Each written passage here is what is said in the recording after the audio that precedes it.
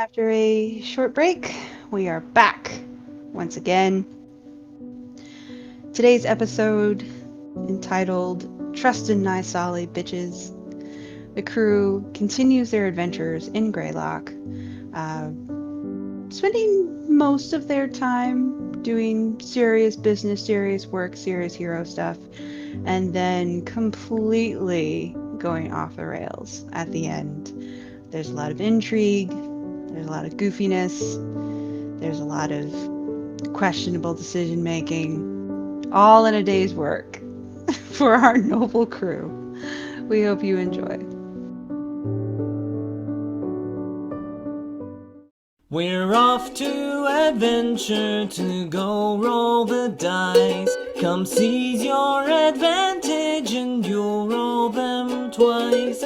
Even if we lose our way, we'll make a journey someday.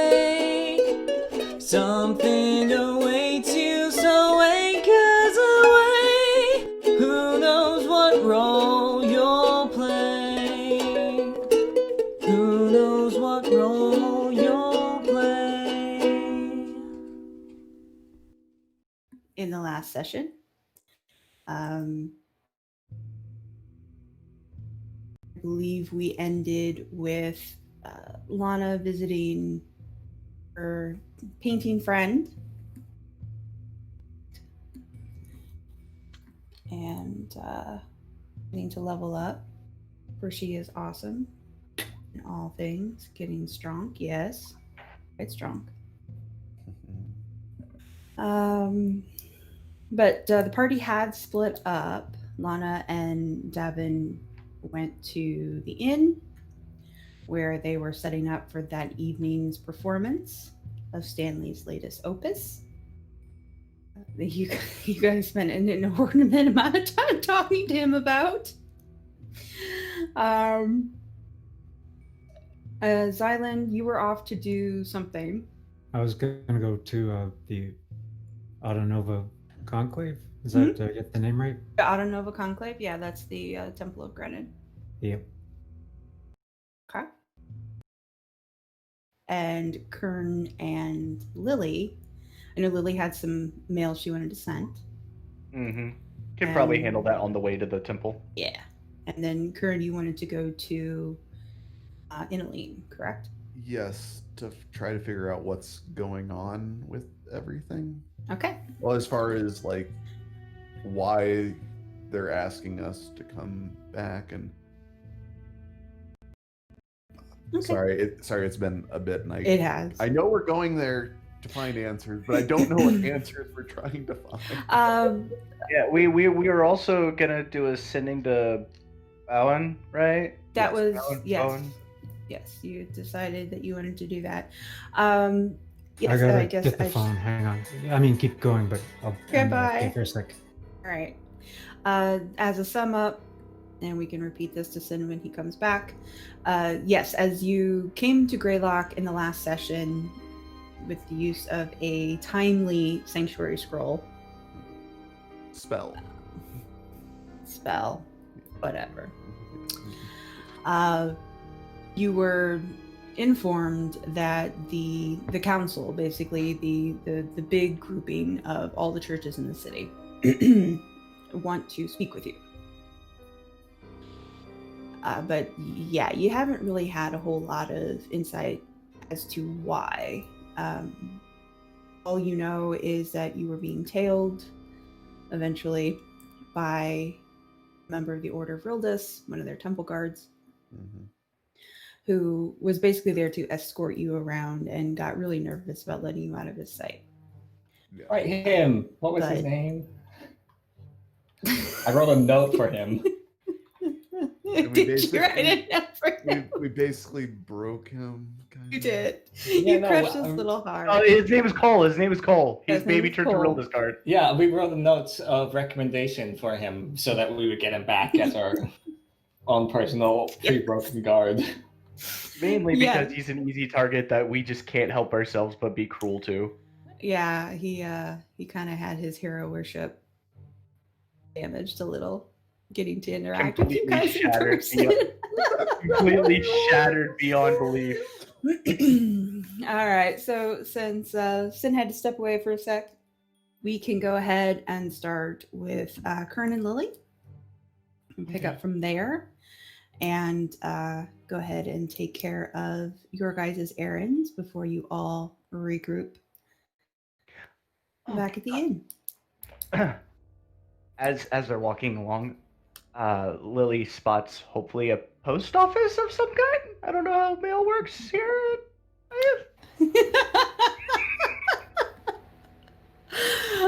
Technically, I can't really say it's the Temple of Tenem that handles it because there isn't a Temple of Tenem usually. But you can take mail either to the Church of Inaline, because Tenem clerics do congregate there as well. You can take it to any pawnbroker. You can take it to any inn, or you can take it to any guard post. Well, I suppose we are it'll be heading. taken care of. I suppose we are heading to the Church of Inaline. Okay. So, as we pop in, I'm assuming Lily would know the various places that you can send and receive mail. Yes, it would be because it would be the same way in Maryford, although there are fewer churches. So with Maryford, it would be more inns, sort of being where you would send your mail. But you guys are traveled enough to know that Tenem, clerics of Tenem, are the primary mail carriers outside of diplomatic service. Sure. Like most governments have their own set group that handles correspondence, but for the everyday individual, it's usually clerics of Tenem or traveling merchants that carry things. And would you have to check in with them if you want to see if you received anything, or would they just find you? It depends. If you have an established residence, if somebody writes to you in a home, then whoever is traveling closest will get it to your home. If you're kind of like you guys, it'll usually be sent to whatever inn is indicated on the mail. If you don't have any kind of address, if it's just Lily at Greylock, it'll be kept wherever it lands until somebody finds you. Sure. So as we pop in the church, Lily's just gonna be like, "Oh, 1 second. I just remembered I had a couple letters to send," and she'll pop off before Kern can say anything.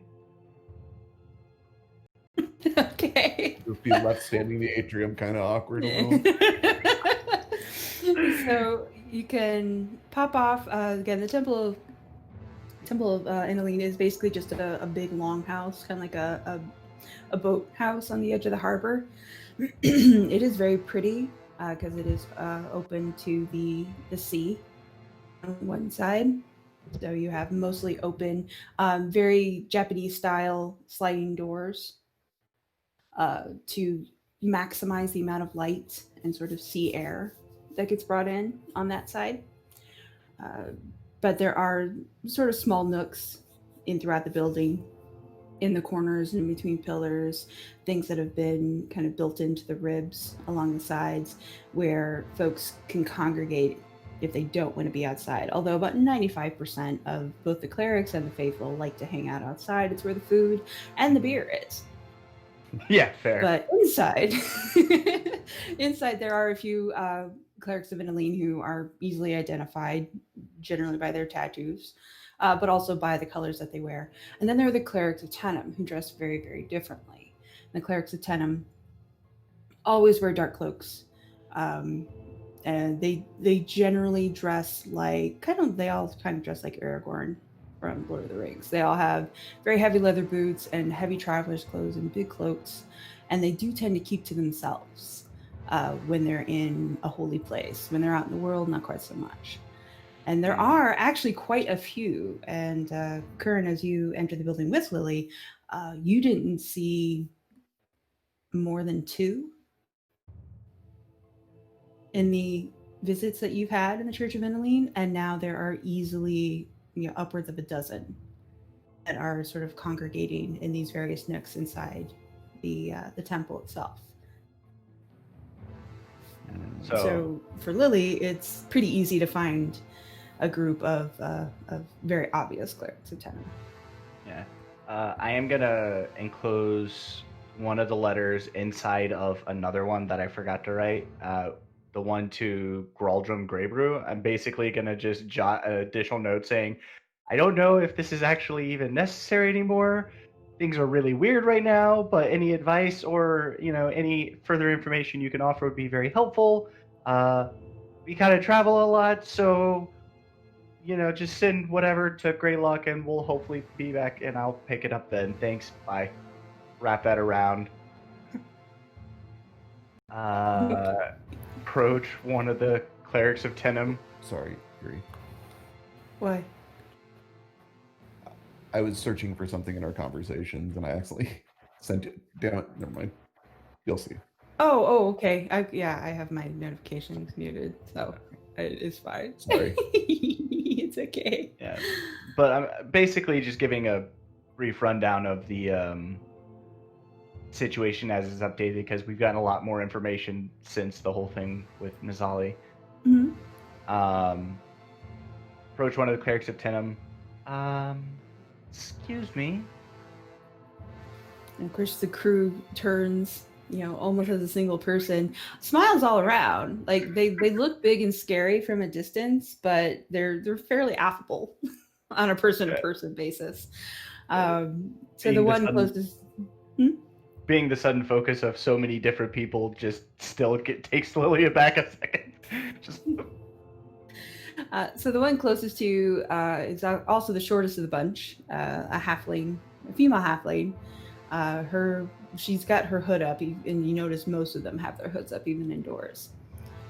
But she kind of beams up at you, and from the depths of her cowl says, "How can we help you today?"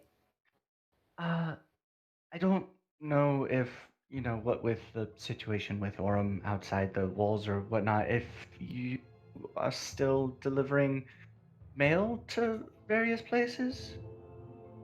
We take what we can. What do you have? I have 2 letters. The individuals addressed are on the envelopes. One second, let me just double check.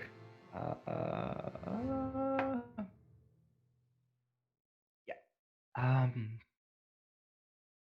I was hoping, even if you can't take them now, hopefully when the situation calms down, they could get where they're going. I don't have much gold, but I have some. She puts her hand out for your letters. Hand them over. And she looks at one, and she says, "Oh, that shouldn't be a problem.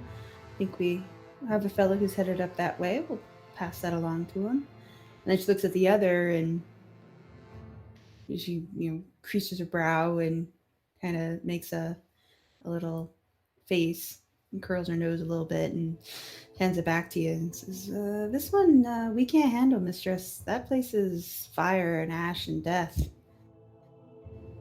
Oh. No posts there." Oh. Well, okay. The one's fine then. I'll just hold on to this one in case we're ever in the area. She gives you an odd look, but nods just the same, and tucks the other letter into the depths of her cloak. We'll pass it along quick as we can. And I'll hand over 2 gold just for services rendered, I guess. All right, which she takes, happily, and in a quick, practiced hand gesture, has completely disappeared. You didn't see or hear a money pouch. It was there, and then it was gone. Yeah. So. I'm pretty sure I know which letter didn't get sent, but it was Grey Brew. Yeah, Grey Brews didn't get sent. Yeah. Okay. Well, thank you. That's the one she returned. Thank you very much. I won't take up any more of your time. And not at all. Give a very short, awkward bow and a smile that's more like a grimace before scurrying back to Kern. And she just sort of waves after you. May the road be kind. And then turns back to her group, who is now discussing something with a little more gusto than they were before you arrived in their little corner. All right, that's me taken care of. Okay. You got everything mailed off then? Well, no, one of them is undeliverable. Apparently, the area is nothing but fire, death, and brimstone. And I don't get why that's a problem. I mean,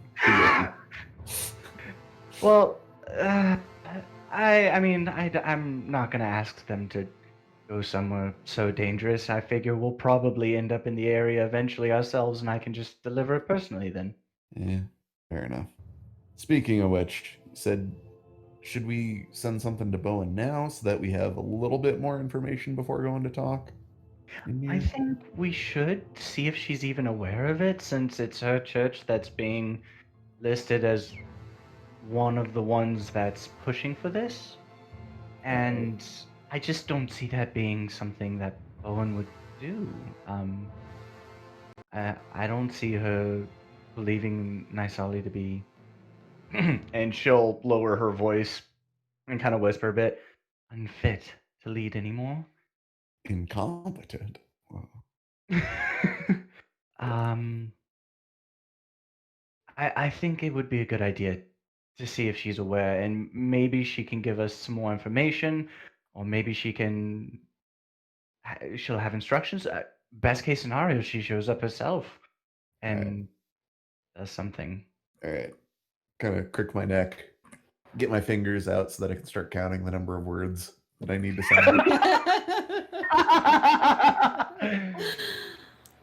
But Lily will offer her own fingers so that we don't have to recount on the same hand. Kern's intelligence is not that low. You can only mess up once or twice. I mean, Lily's intelligence is maxed out. She could probably keep track of the numbers of words. All right. So what do you want to send to her? Okay, so short and sweet. 20 words, yes? 25. Oh. Throw up another 5. Even better. Okay. How about this?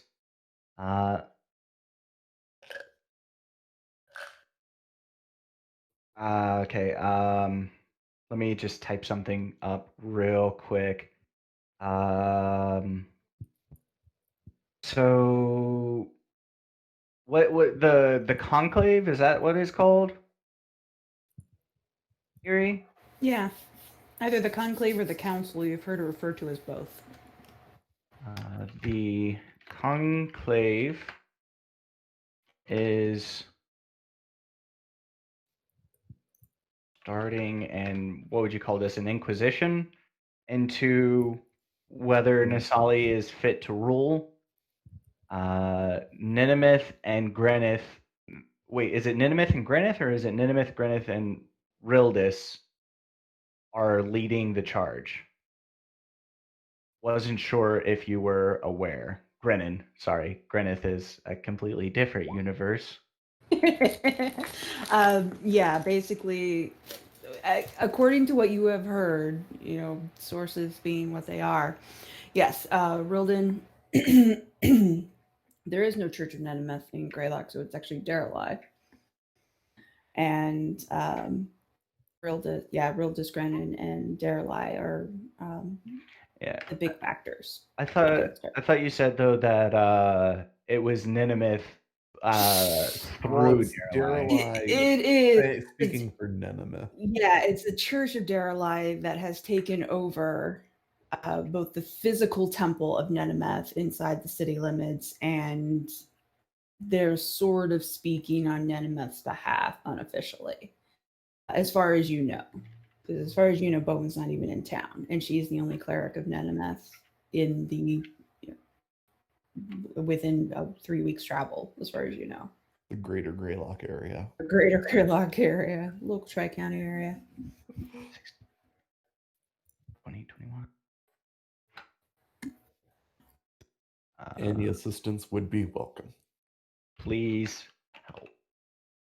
Okay, so 1, 2, 3, 4, 5, 6, 7, 8, 9, 10, 11, 12, 13, 14, 15, 16, 17, 18, 19, 20, 21, 22, 23.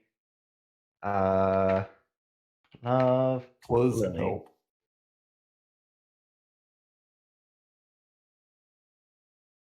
That's what I got. That's 25 words. Okay. Starting position as to whether Nysali is fit to roll. Liliscea and Darelai. Oh, wait. Yeah. I'm gonna change a few words. Okay. We're gonna remove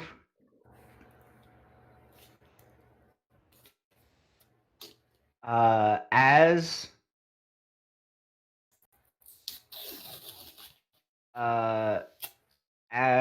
and an, as well as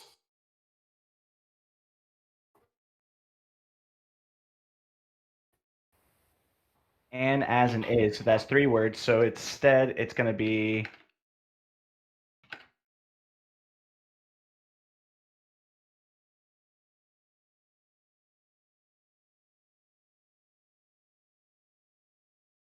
Oh gosh.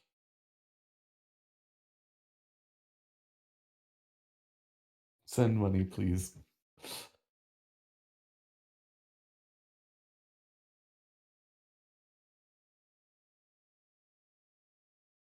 Okay, thanks, bye. Orem is 1 or 2? Ah. Outside wall. I always thought Orem was spelled with an A. Please help. Nope. Or Okay, that's They aren't that 25 fancy. words. That's 25 words. And also Okay. includes Orem outside walls. okay. Please help. Each All right. week. I will send that over to Bowen. Who can respond. So I can would respond. include, please respond. You may You respond can to this respond to message, this message. but I figure Bowen, being a priestess of Nineveh, should know that. Yes, she's well aware. So you complete your sending and send your message, and you get an answer back. It takes a few minutes for it to come, and her voice, even through the magic, doesn't sound super strong. A response of banished from the city.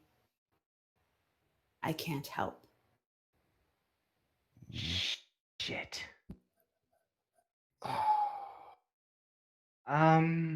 That's not good. Yeah, that's not coolio. Well, at least we know that. All right. Well, let's go get some more information so we can decide what to do. All right. So, I guess we walk further into the temple, and I Okay. can't remember her name for the life of me, and that's what I was looking for.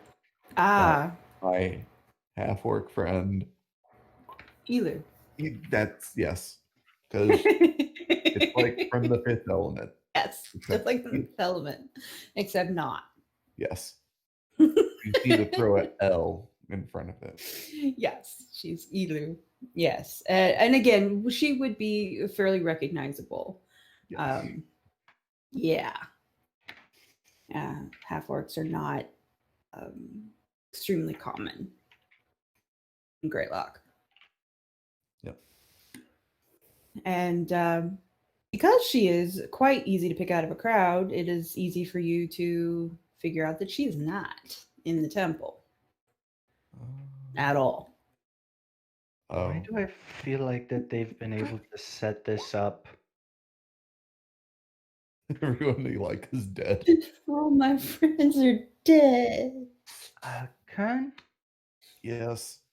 this might just be the paranoid conspiracy theorist in me, but why is it that everyone we're turning to for help is gone? It's because we're too predictable. It's because of Stanley. He's told them all our secrets. Well, I don't think Stanley would do that. But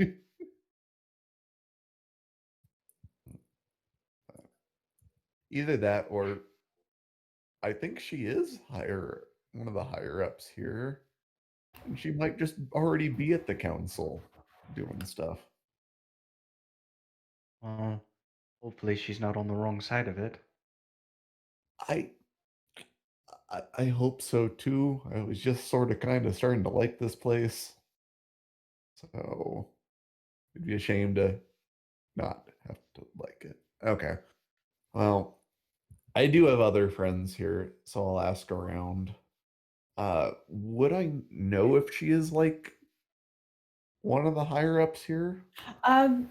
She never told you her rank when you spoke with her, but when you were getting supplies, the last time you saw her, when the town was sort of on fire, psychic fire, but fire nonetheless.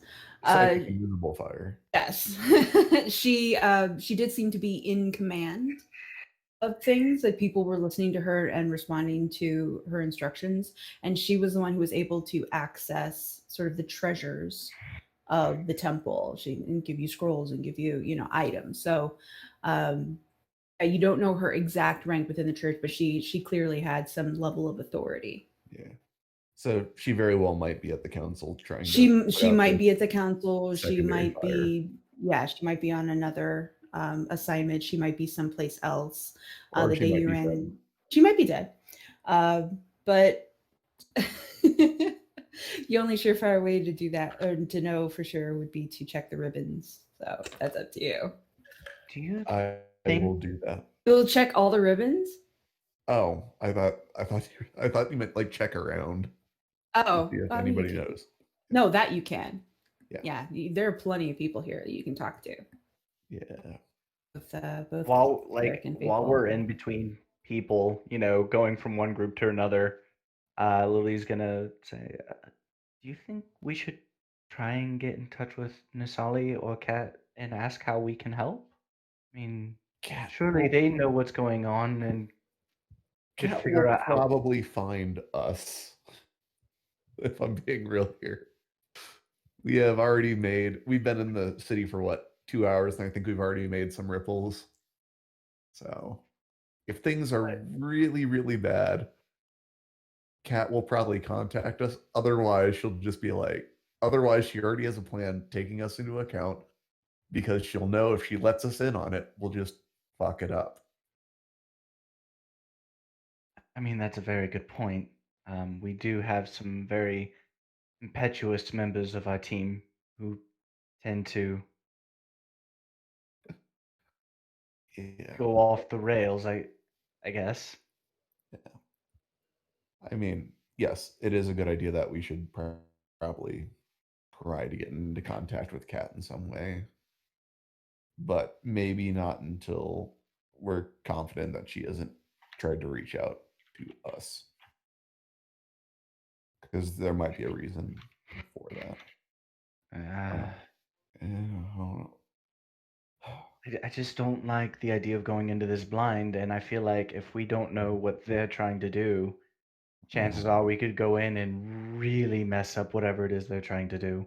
Yeah, true.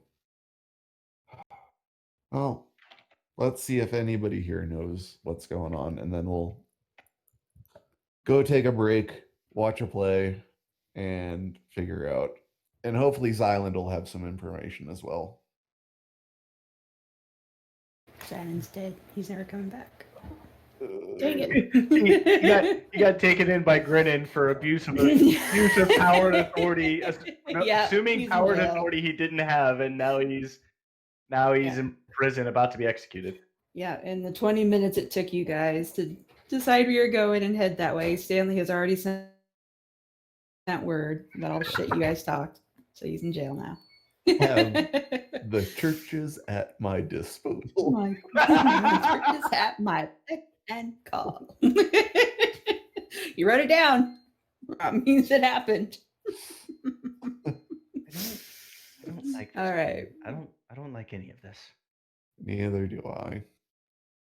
It's just right now my paranoia is overloaded, so like I'm just kind of floating.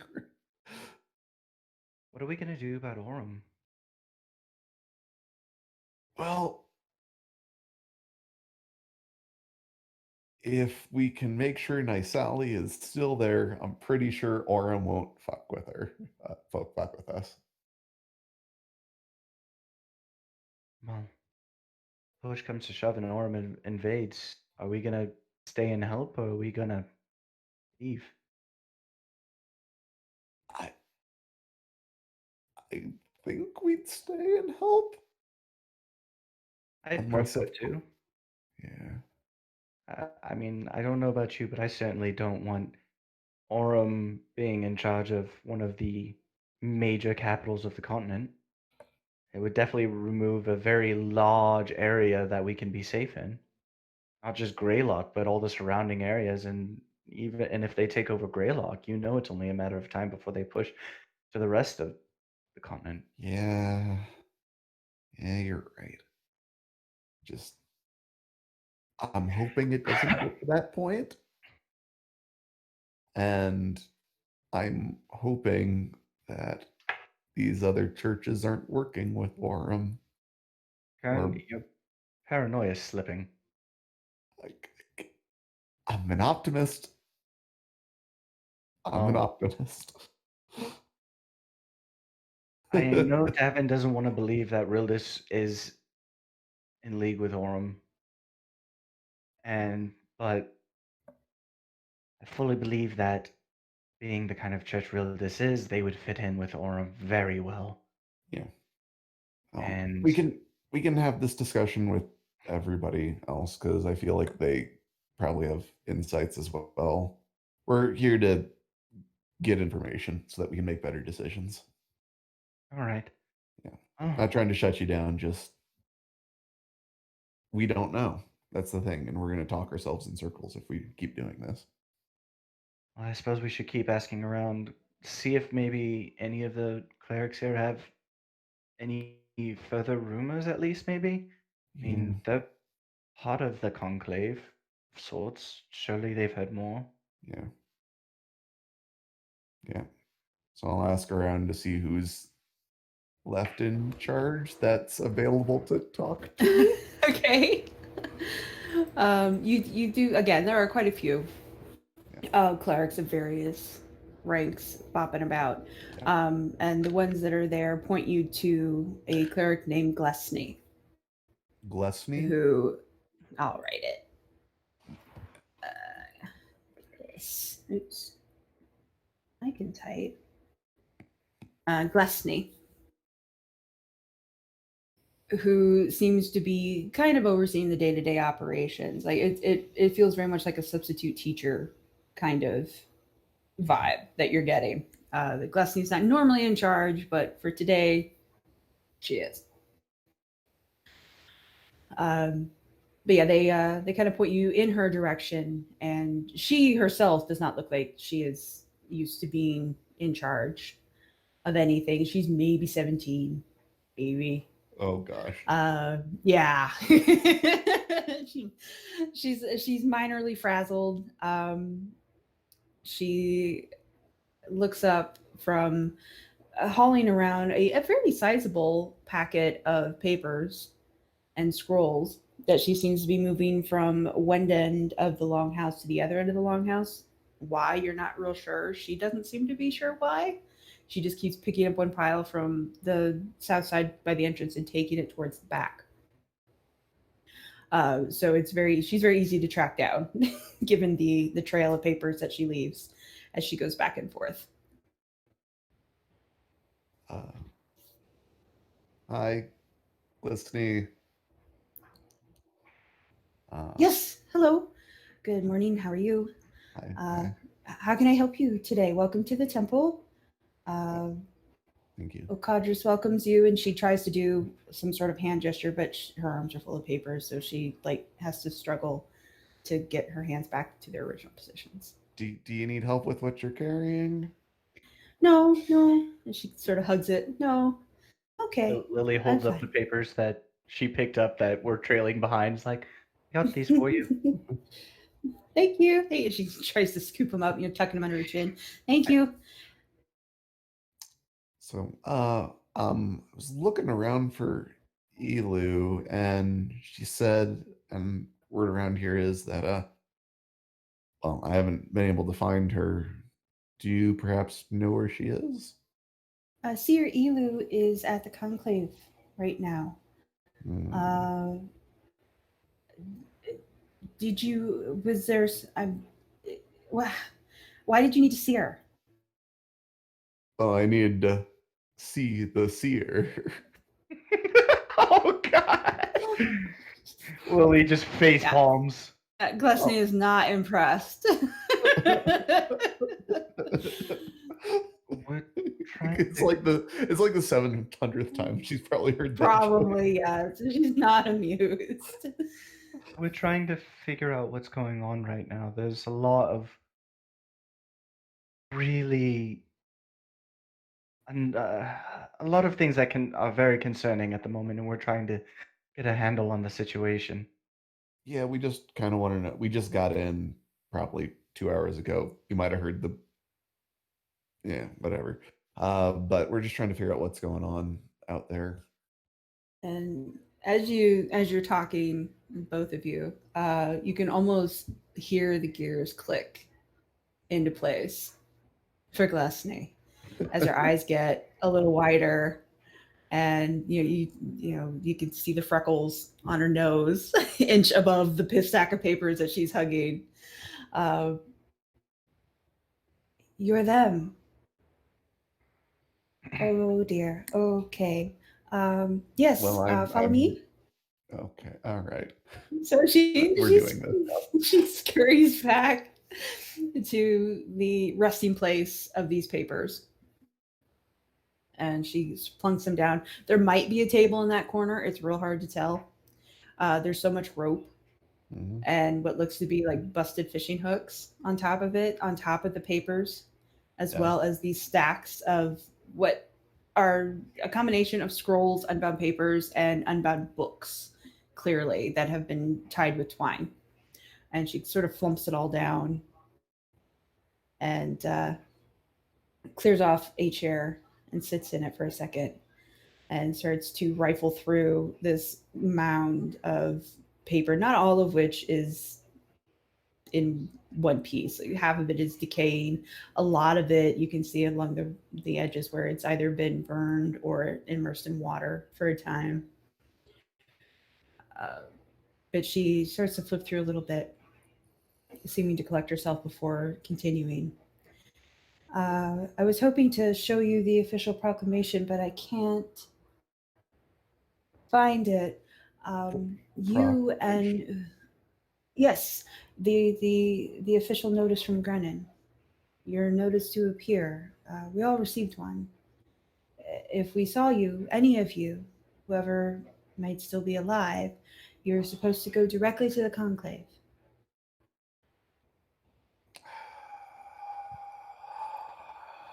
When did you receive this proclamation? It was several days ago. They've been the conclave.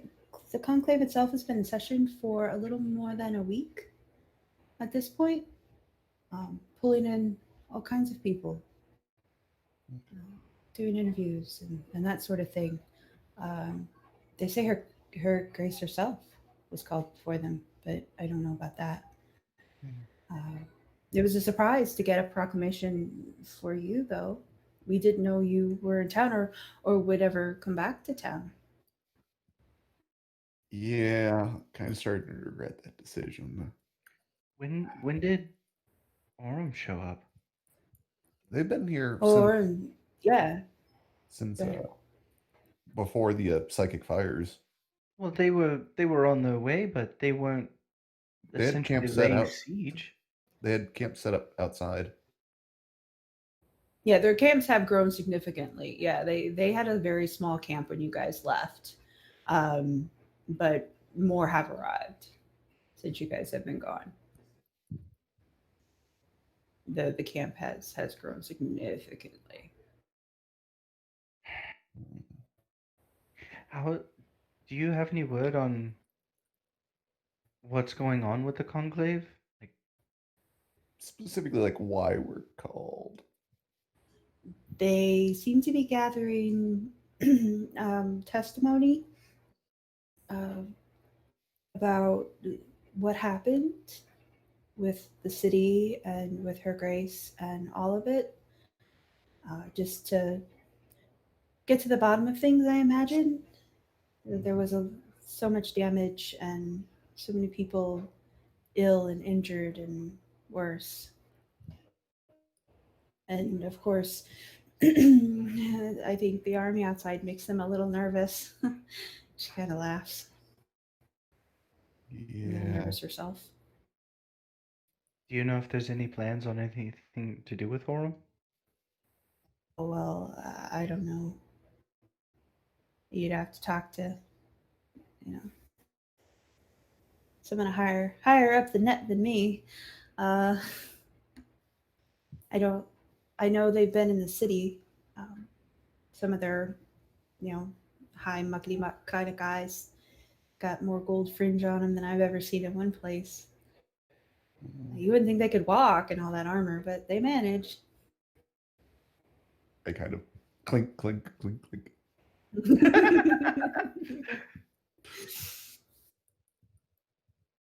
All right. Is Elu receiving messages? I'm not sure. There have been runners in and out of the conclave all the time. I haven't been sending her any. I didn't want to trouble her. Plus, we're not exactly the most favored of the council, and the seer, not Elu, but the seer, the capital S seer, made a bit of a stink, and yeah, we got in a little trouble. So we've been kind of keeping our heads down. Okay. Well, I mean, it wasn't anything bad, and she like puts her hands out towards you. It wasn't anything awful or anything. We just didn't want those bastards stalking here. Yeah. You understand? Yeah. I'm no stranger to creating a little stink. And the council wanted Orem to be allowed to dock. Some members did, but the seer put her foot down. Yeah. Do you know which members specifically? Said no way. Oh, I could hazard a guess. All right. I'm So- assuming I probably don't- Rildis, Grenin, maybe Darelai. It's hard to say. Darelai, those folks are spooky.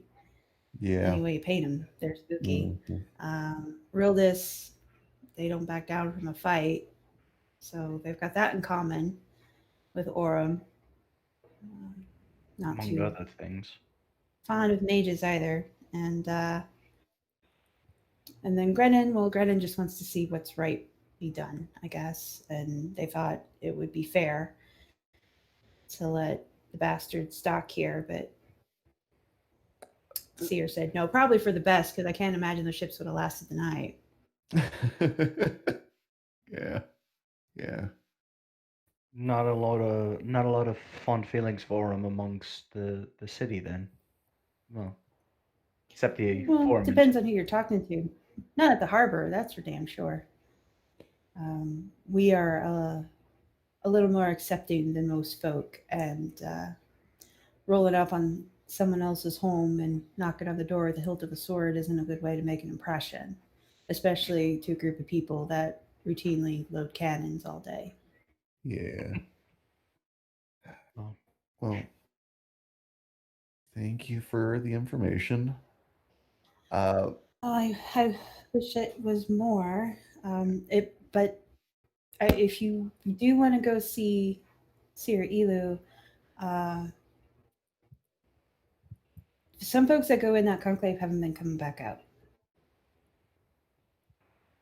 Okay. Just friendly advice. Yeah, I know. That's what. And I'm pretty sure like any messengers that get sent in, the mail probably gets read anyways. Well, I'm pretty sure Gredden reads the mail for all their prisoners in general. What? And Whoa! Prisoners? folks have been arrested. Like who? Some of the castle staff and some of the traders that did business there. Even some of the guard, like Argent Order, the actual guard. Oh gosh. Do you know one of the captains of the scouting section, Catherine? I don't know. She's fairly famous, very close to Nysali. Do you know if she was one of them?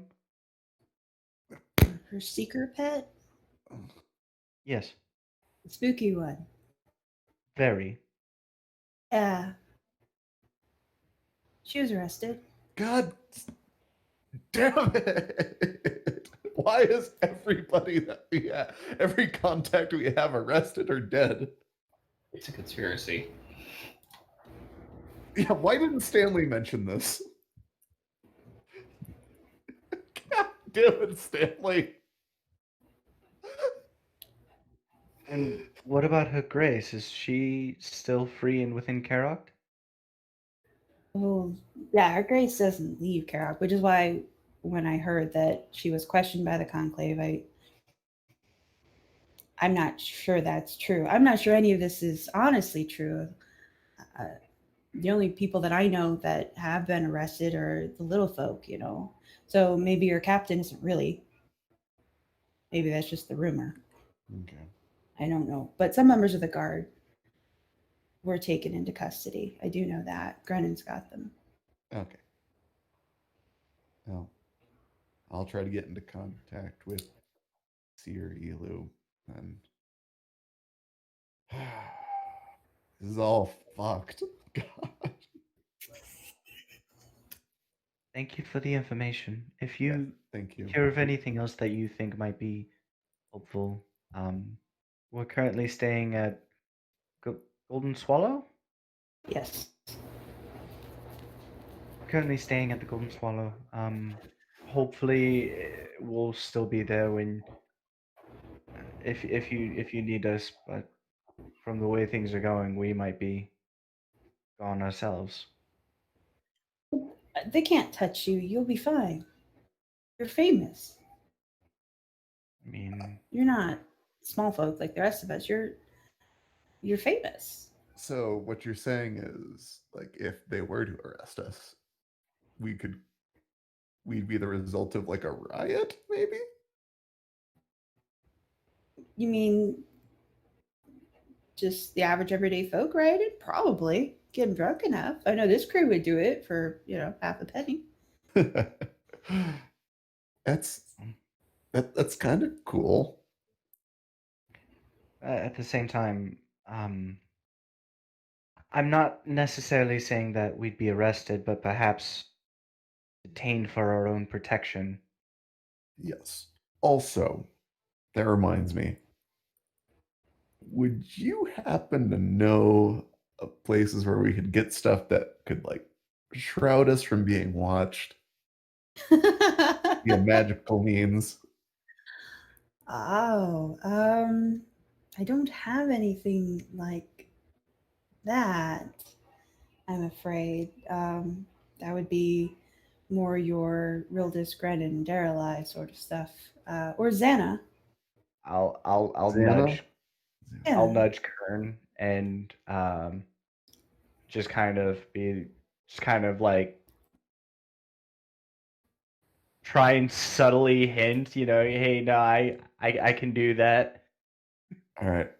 Like just meaningful look with the eyes. with my 20 wisdom, I pick up on that. Oh, I thought that Kern was about to give her a meaningful look back, and then we would have a smooth saxophone. That's what back in I the thought. background. Yeah, I thought it was going to go in a whole different direction.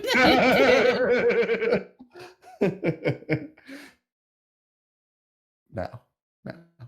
Kern understands what she's laying down and feels slightly embarrassed that he didn't ask her first for it. Yeah, Kern might like to joke around and, fluster people, but he does pick up what's getting put down. All right. All right. And as we're walking, I guess, Lily, do you have any other questions? Do you know if there's a jeweler nearby? A jeweler? Yes. Just out of curiosity. Well, you'd have to go across the bridge into the old part of the city. But I think most of the stores and even the open market should be up and running. I'm sure you could find somebody. I don't know what their wares would look like these days with trade so spotty, but yeah, if you can get to the old part of the city, you should be okay. Okay. That'll do. Thank you. Okay. Now, As once we thanks. leave, so I can protect from magicals from basically any divination magic, but it's only one person per spell, and I need a pinch of diamond dust worth at least 25 gold. I have 50 gold worth, so that's 2. But if we want all of us covered, then I need more. Okay. That's fair. I don't know. I don't necessarily want to use any of the diamonds we have, which we could probably grind up into dust. But so if we could find cheaper ones or even just dust itself, if we have enough money for it, I could have us all covered for at least 8 hours. Yeah. So we'll do that if we're doing something really, really important. I was just thinking something more permanent, such as uncommon magic items of non-detection. Those tend to be a bit expensive. Yeah. But Uh, worth it. Definitely. I would like to reacquire Natalie at some point. Yeah. Absolutely. We can do that as well. Just probably not out in the open. Oh no, absolutely. I have everything I need for that. Do you think we should try and get a message to Kat? I know. I can't communicate telepathically with Kat, I don't think. Have I been able to in the past? I don't think I have. Well, so I know with message, the only person who can hear you is the target. I wasn't sure if sending was the same. Yeah. The sending Skrillings Gale had. They were the ones that talked to Kat. The telepathic link, you did have a telepathic link with Kat, but she initiated it. Yeah, I'm talking about just the general run-of-the-mill sending. Like, I don't think I've ever been able to talk to her because of her. No, you were able using the stones. Yes. But Gale has those. So, yeah, you haven't been able to do it directly. Yeah. All right. So. Also, do you remember? I can't remember if it was Stanley said, but Gale disappeared. Do you think maybe he was one of the ones taken prisoner? Probably. You know how she was talking about little people and big people. Gale's not in the plays. No. And he's been a part of all of this. Or at the very least, it could be that Darelai is pressuring him to fall in line. He doesn't exactly have a lot of recourse to refuse. Yeah. And I don't know if this is common party knowledge, so if it is, just feel free to, pause and rewind time so I didn't say this. But doesn't he have a brother Yeah. from Enorum Yeah. who might actually be outside as well? Yeah, he was awfully conflicted about that before we left. And I think Xylund tried to get him to go talk to his brother and convince them to stand down. Something like that, yeah. Always putting So- pressure on the kid. So do you think straight to the Golden Swallow, or should we procure at least a couple more charges of dust? So I think we should be fine because I'm not saying you're limited in what you can do, but because of what you told me, seems like you have to expend your resources for the day in order to do that. And it only lasts for what, 8 hours? Right? It does. Like I said, I have enough for 2 people. I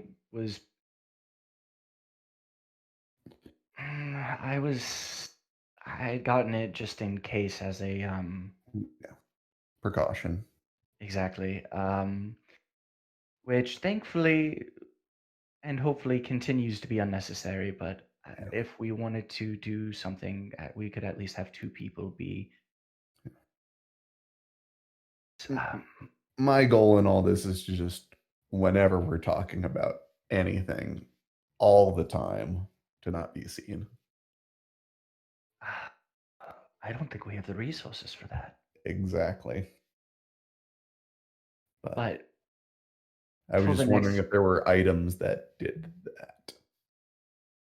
there should be. It's technically possible. Yeah. Um, And that's what I was looking for. but I think Yes. If worse comes to worse and we are doing something very important, we should put that on somebody. But in our day-to-day stuff, when we're making plans, even if you can only cover 2 of us, or even if you can only cover 5 of us, they can still look in on somebody else. true, but I was thinking if we had to split up, like if we sent Yeah. someone to do, like if we were causing a distraction and we sent somebody else to handle maybe. The real stuff, yes. But considering what we're talking about, maybe we should shelve this conversation. Considering. Yeah. That's good. I'd say let's go back to the inn, grab a drink, watch a play, hear what Xylund has to say. Hopefully, he got more than we did. Yep. So And we we walk head back back. to this. Head back to the Swallow.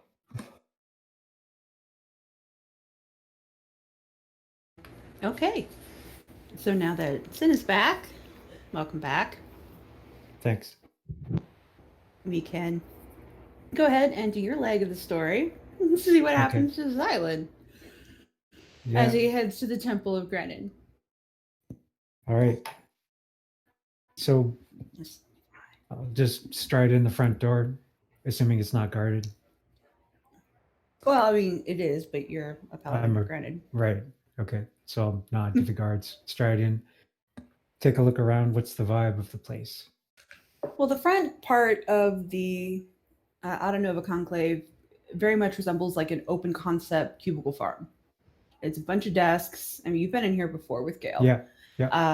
Bunch of I'm looking desks for and if anything's changed, basically. not really. The overall tenor is still kind of the same. If anything, it's a little bit busier. There are a lot more people, but it's less folks at desk and more folks up running back and forth. There seems to be a lot more information that's being passed through the doors in the back, which you've never been through. So no one is honestly paying much attention to you. They all seem to be absorbed in what it is that they're doing.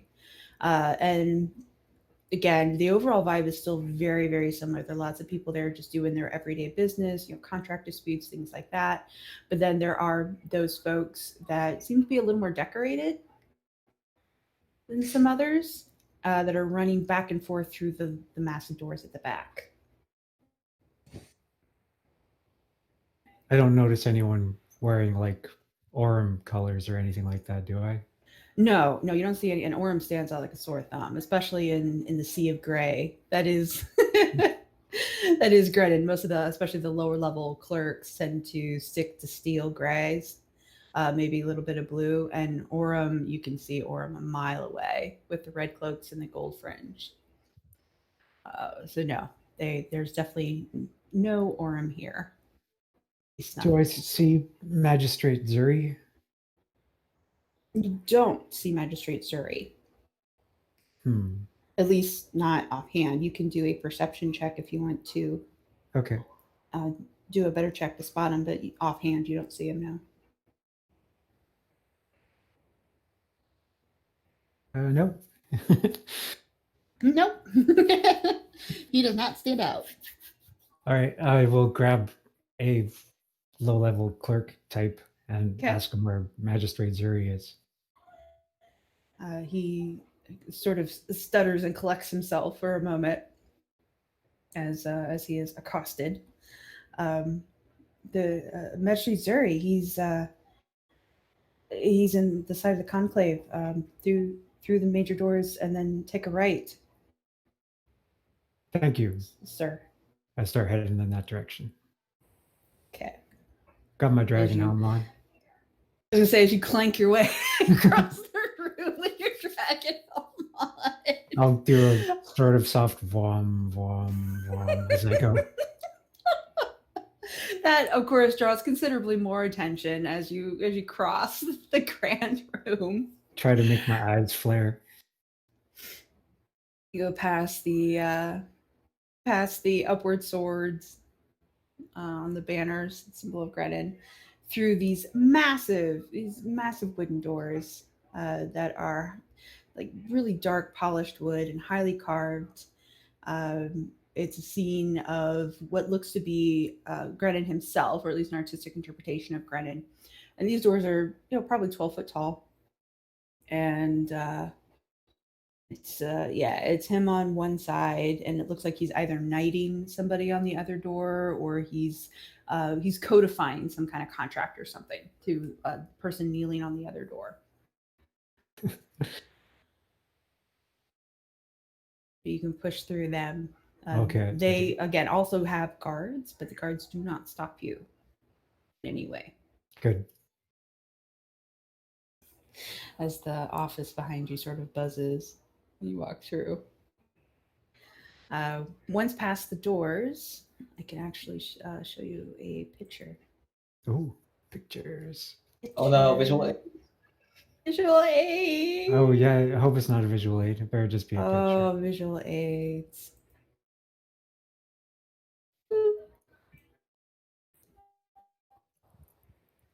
So you come through the double doors, and the first room is kind of a massive old stonework meeting type of room.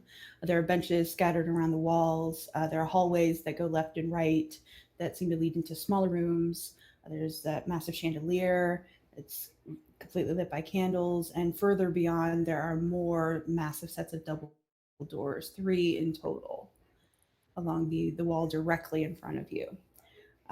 There are a small army of clerks and magistrates and magisters that seem to be scurrying around this open hall, ducking into the hallways to the left and right into various rooms.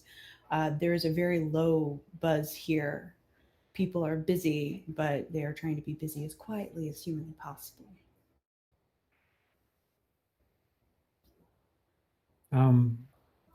So he said through the double doors and then left, didn't he?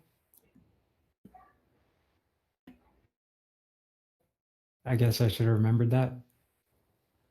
Yeah, probably should have. Which way would you like to go? Is there a door to the left? There are doors to both sides. There are hallways that that go from both sides that lead Okay. into smaller rooms.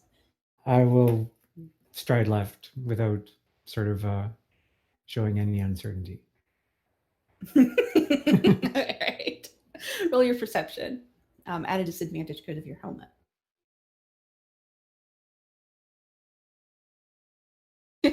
So you don't see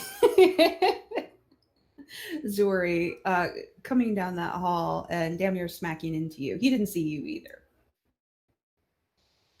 So you have a near collide in the hallway as he stands back to rebuke the fool who just messed up his paperwork and instead gets you. I don't think I was He's wearing the helm such- last time, No. so I'll take it off. I'll take it So off. I was gonna say he's struck momentarily dumb by the sight of you. Oh, you. It's me. You're here.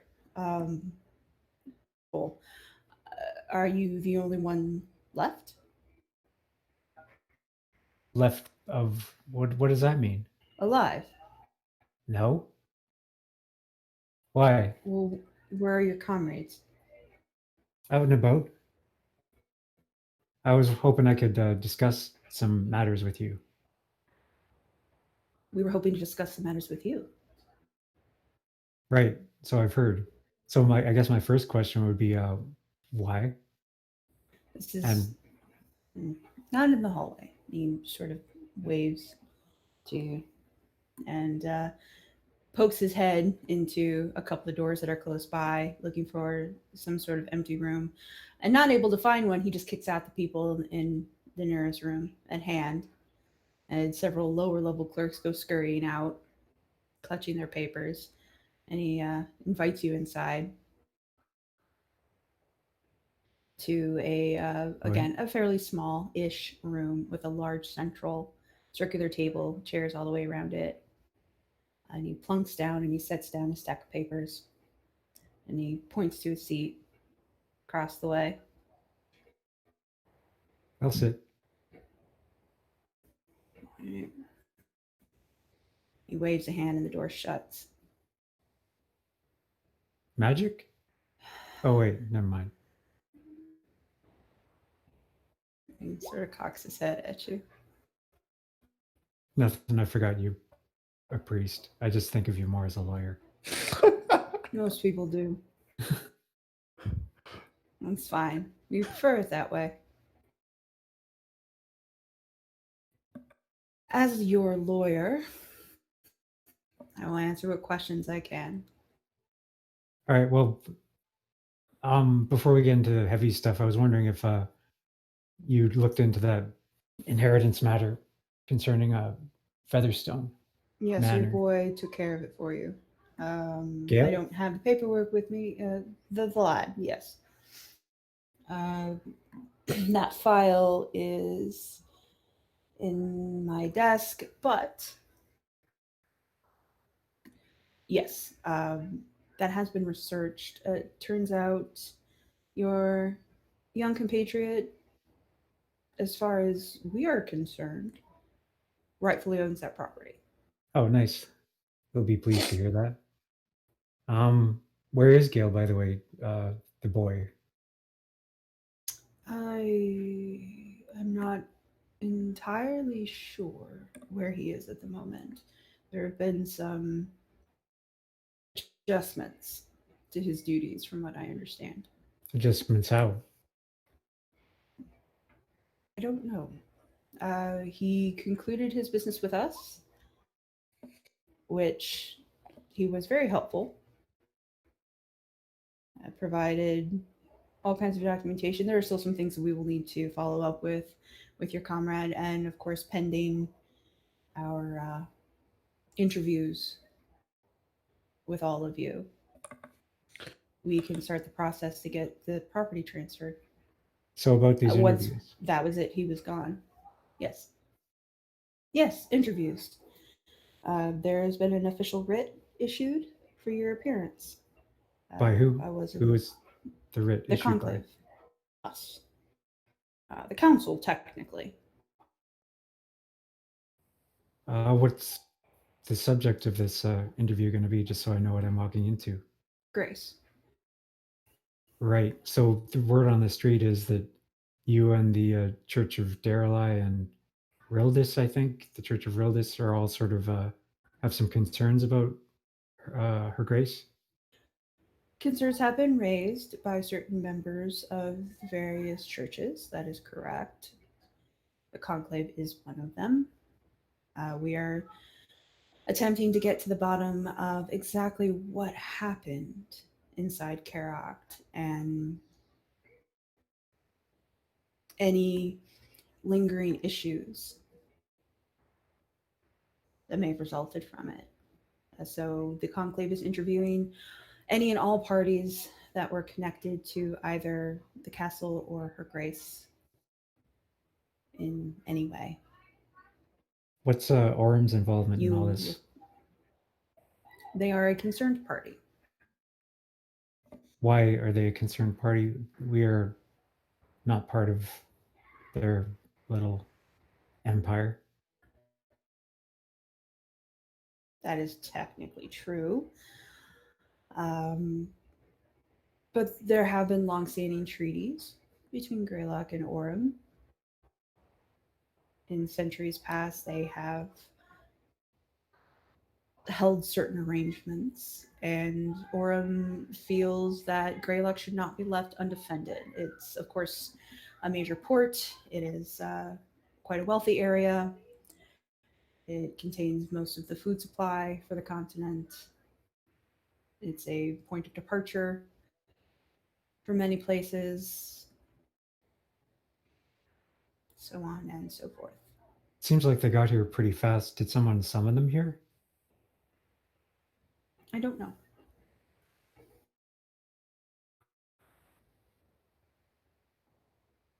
Also, They do have a knack for turning up where they're most needed, though.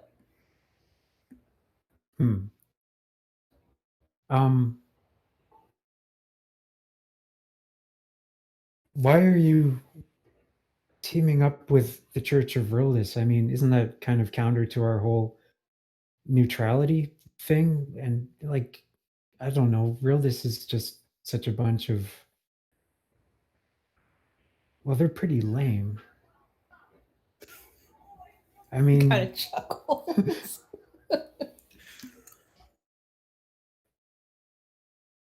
We honor our agreements. Rildis is acting in good faith. If there is some sort of lingering after effects and it is affecting Her Grace, then we do need to know that. We need to make sure our citizens are safe and that they are cared for and that the law stays and is honored as it should be. And if Her Grace is no longer able to perform that role, then there are obligations that have to be enforced. They understand that too. What happened in Keracht wasn't really her fault, though. She was under attack. I hope you're able to testify to that then. Have That's why there they want been you there. Have there been what? Well, I get how what happened would be pretty spooky for everyone, but has anything happened with her since then? She Because has I think we stopped. fixed that problem. Well, Her Grace has been acting strangely. She stopped holding court entirely. Most of the castle staff was not replaced. She's shut herself away for the most part, and the few times she does hold audiences, it's with a very small list of people. She's changed physically, and some of the individuals that have been interviewed have suggested that she might be behaving erratically.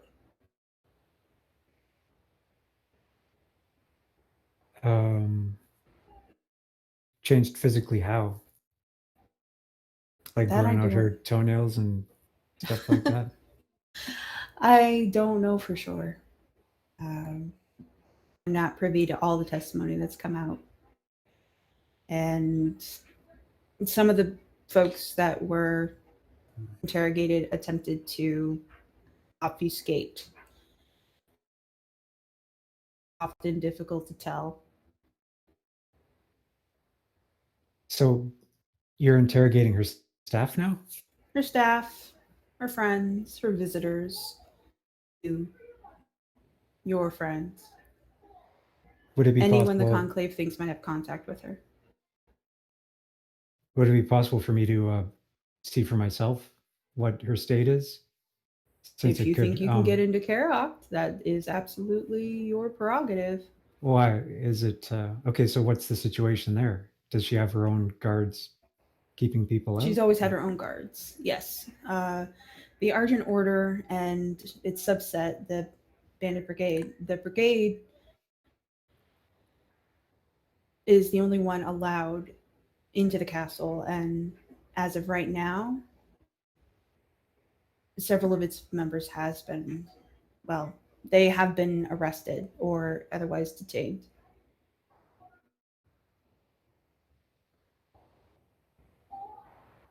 Okay, so this seems pretty dire. You can see why we would like you there.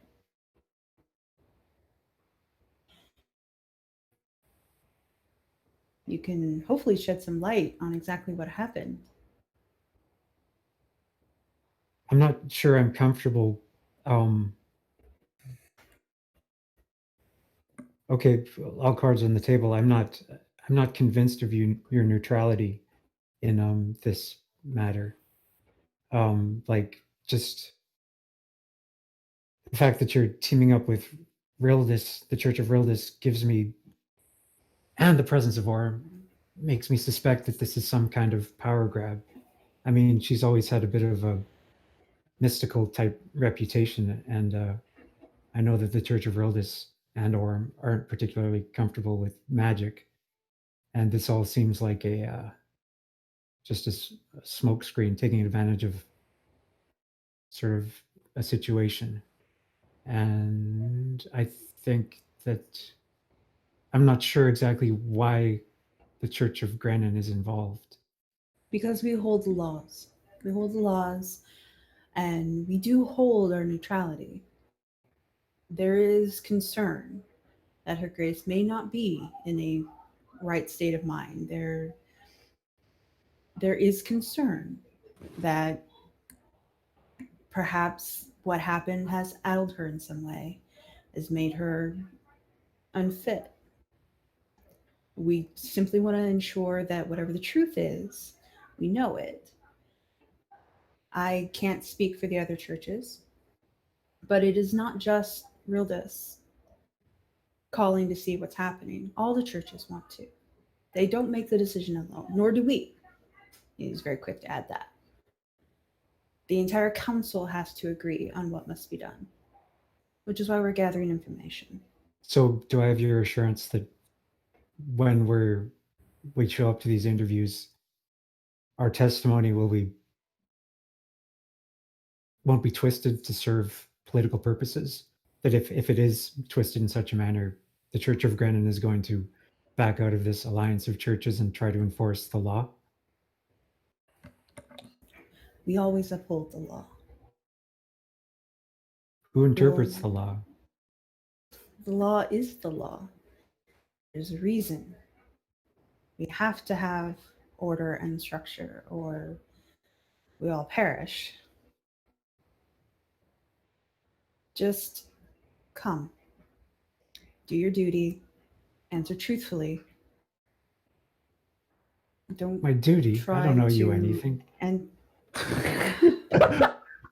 as a citizen, as a person, as a servant of Greylock herself. That's what you are, right? You were named part of the order. You have an oath to the Xylund city. sort of shrugs. Oh, great. He looks at you quizzically. If you tell the truth, I wouldn't You have call nothing to myself fear. a servant. A guardian, then. A protector.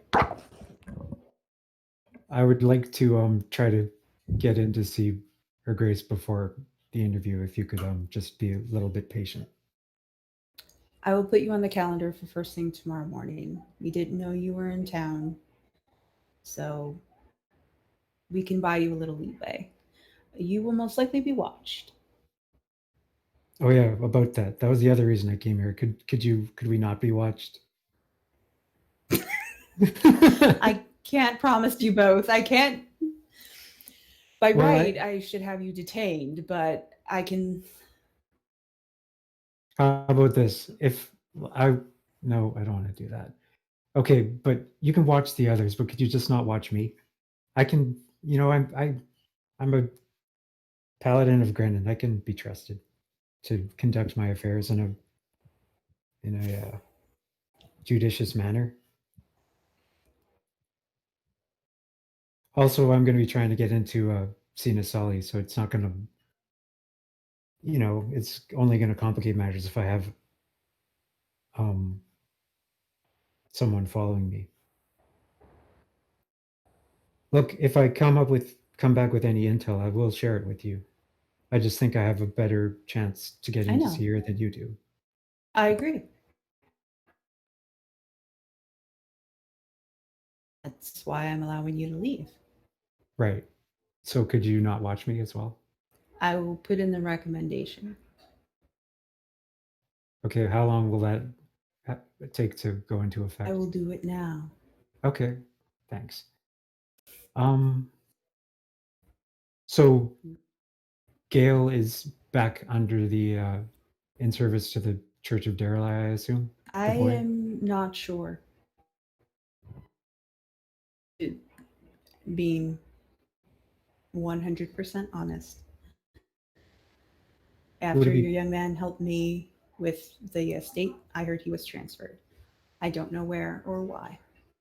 Well, okay, the person you were going to have following me, could you reassign them to maybe look into this? Like, could you do me a solid and just kind of look into this and see if you can maybe track him down?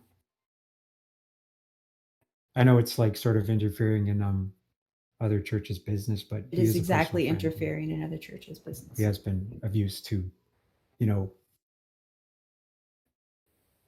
well, you could do it subtly. Yes, I could. Roll a persuasion check, Sid. Oh. How do you still have an oath? Oh my God. Oh my lord. That's the thing I'm best at, I know. aside from athletics. How do you still have powers from your god? He doesn't clearly that roll. I think that was Grennan taking a piss all over your roll. But he nods. So he nods. It's like, okay. I'll see what I can find out about your young man. He seemed like a good kid. He is. He's been of service to me and therefore to the church. And to Grennan. He is beloved by Grennan.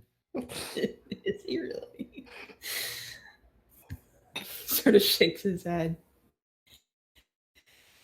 I'm going to have to ask you to go out the back way. If you walk out those doors into the main basilica, people are going to be unhappy.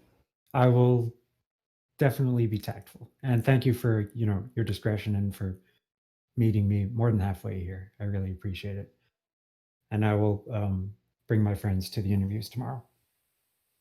I'm your lawyer. Right. That would be preferable. So are you going to be there at the interviews then? Yes. Okay. Just so as you are aware, I haven't spent a whole lot of time in the Nova Conclave. I'm not really familiar with the hierarchy here, Really? but how high up the ladder would you say you are? Like,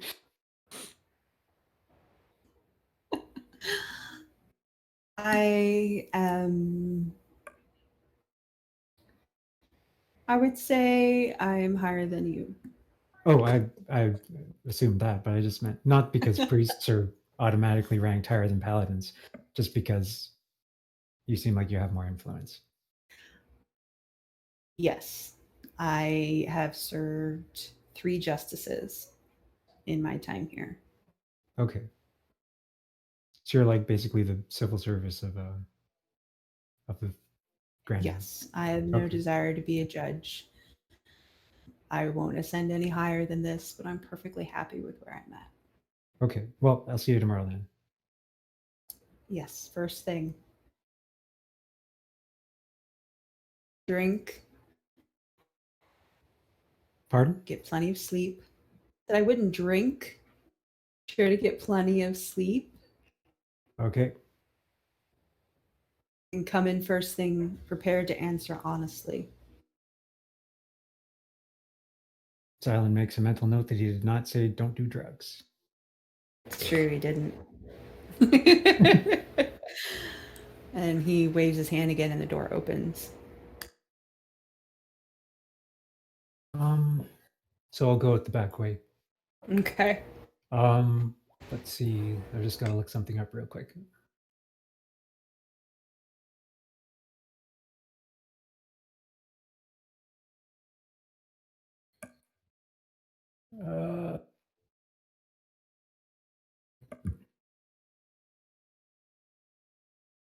Okay, maybe I can just ask you.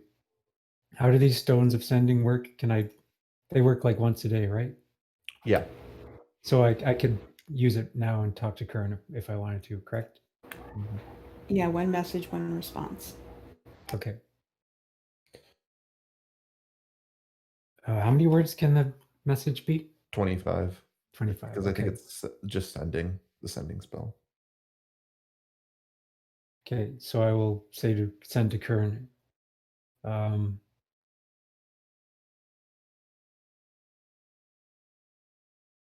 I'm not being watched for the moment. So I'm gonna, and I'll say gonna, so it's only one word. Yeah. Go try to see Nysali to get a better understanding of the situation. Peace, bro. All right. I believe this probably comes in as Lily and I were fading out, being like, hopefully Xylund has some information. And then I hear a little buzz in my pocket and take out the Buzz. abomination that is the sending stone. Yes. You mean piece of art. Art is subjective. And your subjective is wrong. I just kind of hold it away from my face as the message goes by. And I'm like, well, okay. Sounds good. We just talked to Inaline Church. Didn't get much. Say people have been rounded up.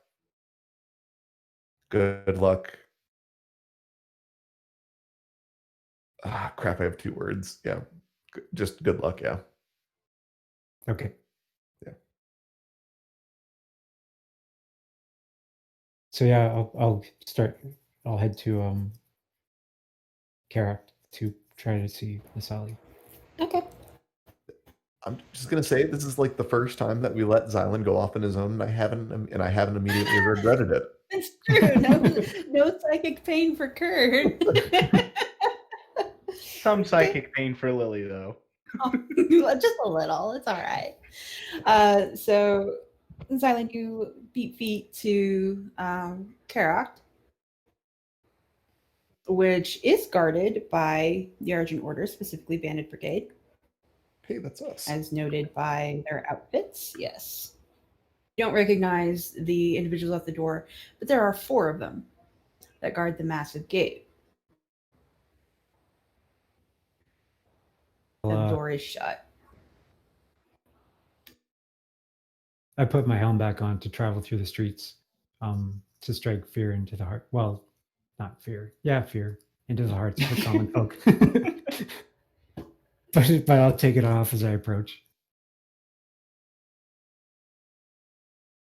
I am Commander Xylund Shrillsteel of the Bandit Brigade, special envoy of Her Grace. I've returned from a secret mission, and I crave an audience with Her Grace. One of the guards sort of sizes you up a little bit.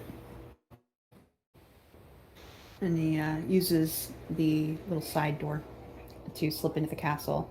And he's gone about 15 minutes before he comes wandering back. And gives a nod to his brethren, who all four work together to open the massive doors, enough to let you inside. Thanks. Keep it up. Good job. So you are once again in Carrock Castle, looking very different from the last time you were here, thankfully. A lot less murdery than it was, but also much quieter.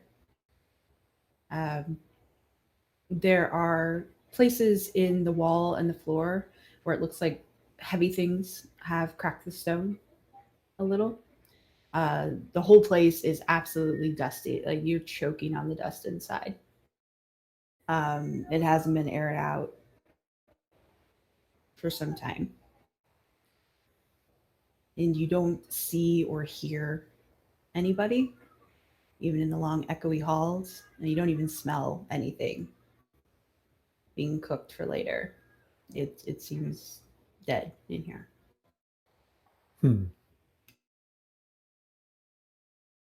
Well, she usually hangs out in the throne room, doesn't she?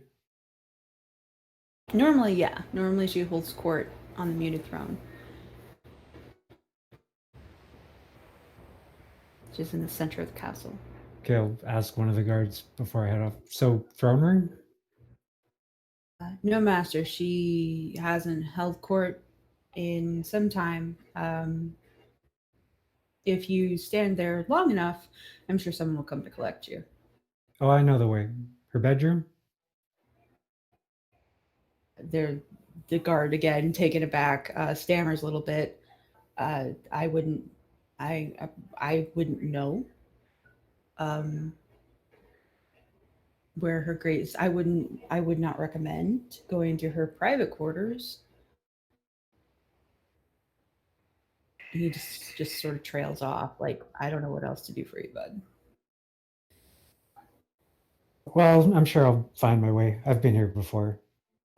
And I'll take advantage of the loophole and light up some frog's muck. And puff on my flute pipe as I amble off.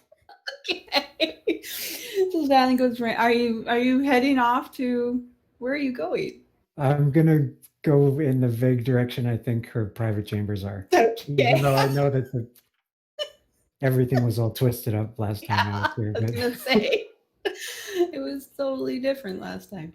Well, someone will eventually steer me in the right yes, direction. eventually, as you wander through the empty corridors, you do hear the light slap of slippers on stone, and a handmaiden, a different handmaiden, you hadn't seen this one before, runs up and comes up from behind you and is still running full tilt to the point where she almost smacks into the back of you before arranging herself again.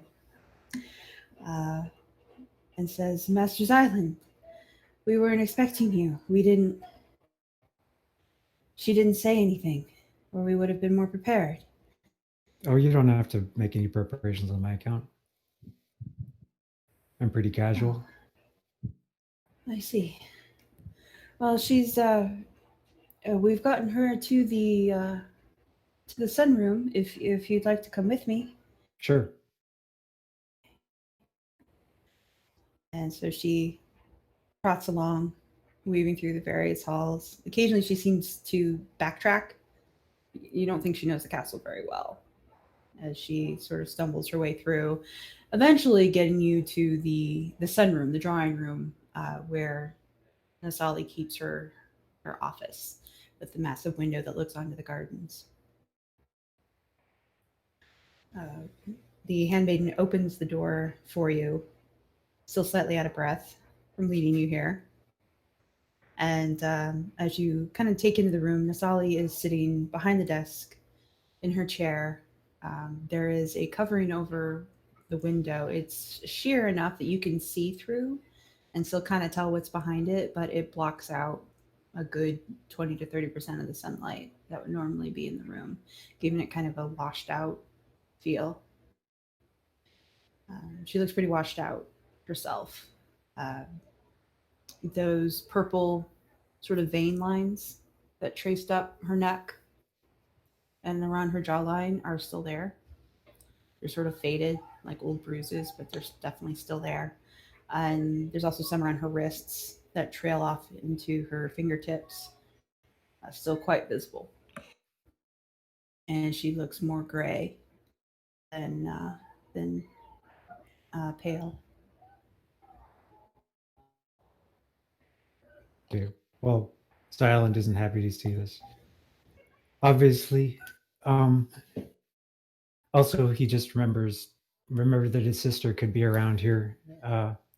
So he quickly jams his helmet back on, partly to conceal his expression, and partly so he won't be recognized if his sister happens to wander in. Okay. And Nysali raises her hands and claps them together once. It's a weak little sound, but she attempts a level of enthusiasm at your helmet. Oh, you like it? It's different. It's not done. I'm gonna have a voice modulator in here at some point. I've got all kinds of plans for it. For the moment, I just kind of go vom vom vom. But how are you? Better. Thanks to you all. You're looking a little bit tired. I'm sorry. Well, I mean, did the She kind of fight laughs with a little. Temlakos permanently? Are you sure you're feeling okay? She laughs. I'm fine. So you're probably aware of what's going on out in the city about how the churches are kind of very concerned about you, Oh yes, they are quite concerned. and Orem is just outside the gates. Yes. So what's your take on all that? It's fine. It's all fine. No, I'm not. I don't think it is. I think they're trying to find an excuse to take control of the city and, dethrone you. Well, if that happens, then that would be fine too. What? Really? Though, because I mean, it seems that a lot of their thinking is motivated by a very sort of anti-magic mindset. Will it really be okay if those sorts of people are in charge here? I mean, it seems to me that magic is reviled enough in these parts without, allowing Orem to put its foot in the door. Or won't ever take this city. How do you figure? Because I know it too well. The city or Orem? Both. I'm not worried about Orem. Or the council. So do you have a I'm secret worried. plan? No. No. It doesn't really matter one way or the other.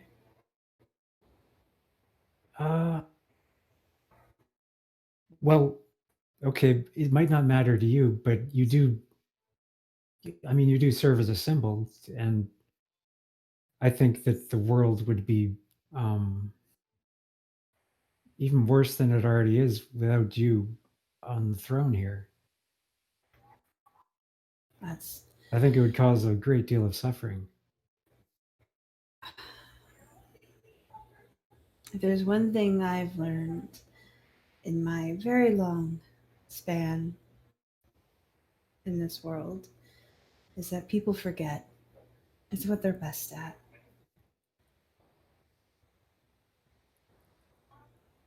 What's that mean? If I go, I'll be replaced. And in a generation or two, I'll be nothing but a statue. Picture in a book. Right. And that's okay.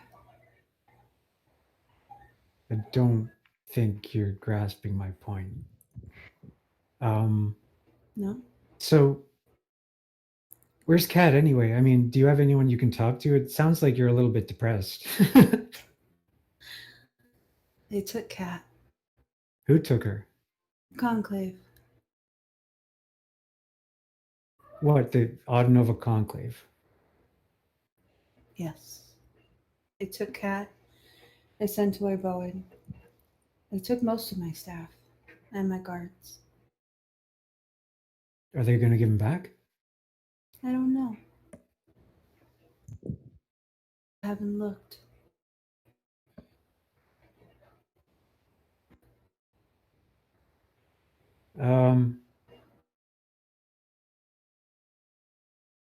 So I'm a little bit out of my depth here. I'm not, like, this seems like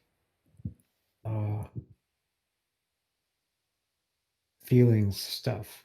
Like, I honestly do think that you're kind of going through something here. And, the way I deal with stuff like that is, drinking, drugs, stuff like that. I don't think that would necessarily be the best plan for you, since you've got like the Seven Sisters speaking to you and stuff like that. So I'm like not really sure what advice I can offer to you other than that you should definitely talk to someone. Like, are there any specialists in medicine or mental maladies that I could summon here to talk to you?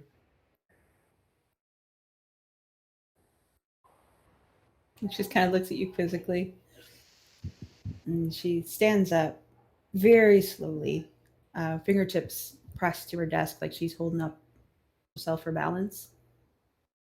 You can kind of feel like the tension of the handmaiden who's standing behind you, but she doesn't move. Sally kind of gathers herself in a standing position. And she says, "No one that I would let inside the city walls. Don't worry, Xylund. It's all okay. And you don't have to worry about the sisters. They don't talk to me either. Well, You that should go." can't be good. What happened to the sisters? And she starts to leave. Hey, I think you should think about what I said, though. Like, you should talk to someone. I'm just staying in the city if you decide you want to talk to someone. I mean, I could bring Lana next time, or Davynn, or Kern. They're better at this shit than me. She shuffles across the short walk between her desk and the side sort of entrance, the servant entrance, and just, fingertips dragging along the wall as she goes. And you can kind of see, as her hand trails behind her, she's been biting her nails down to the point where there's dried blood on them. And she slips into the door and shutting it behind her. And that's it. She's gone. Forever.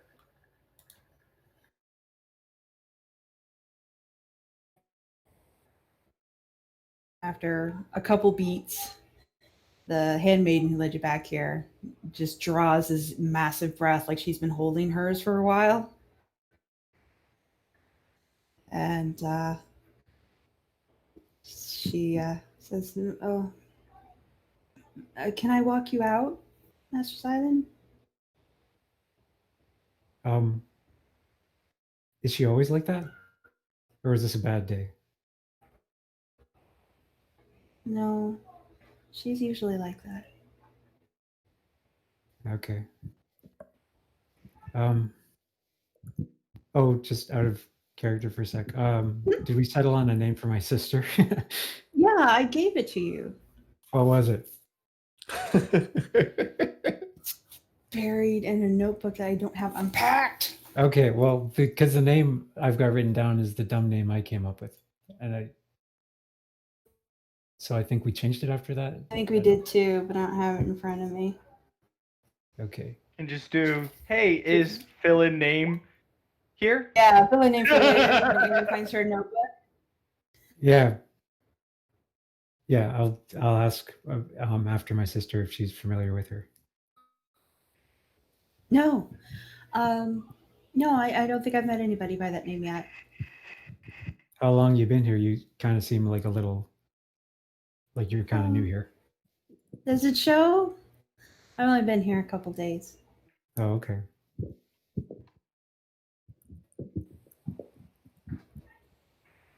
How'd you get the job?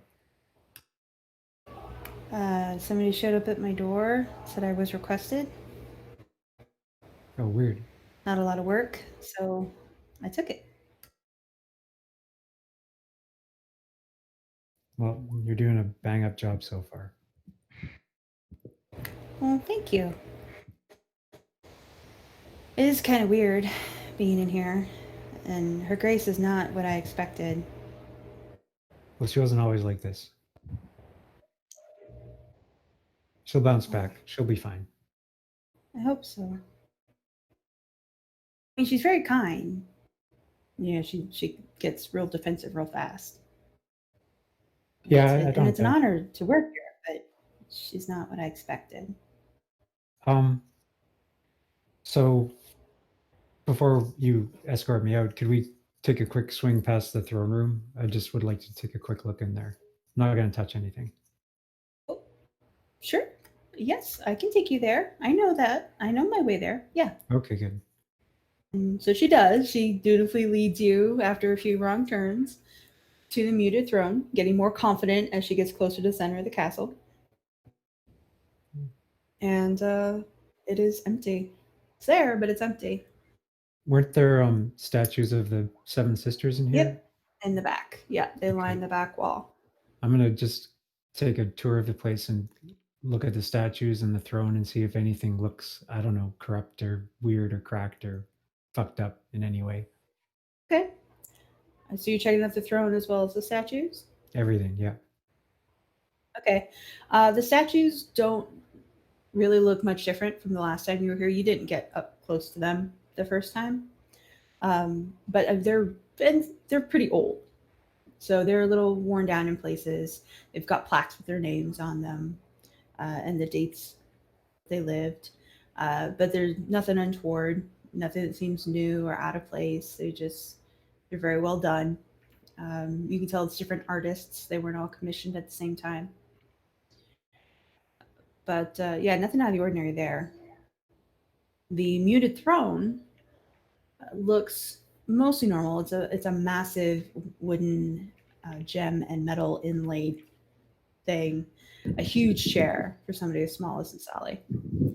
And it too looks mostly normal. There's a lot of magical writing, incantations, and things.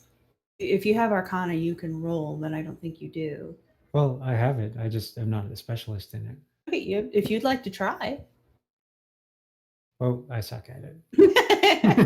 It doesn't really make sense. You know enough that it's not standard language. You know enough that it's clearly something magical in nature, but not enough to decipher it.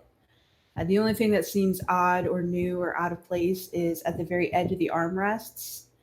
There are small gouges, 4 of them across the top, as if someone's been digging their fingernails into the end of it.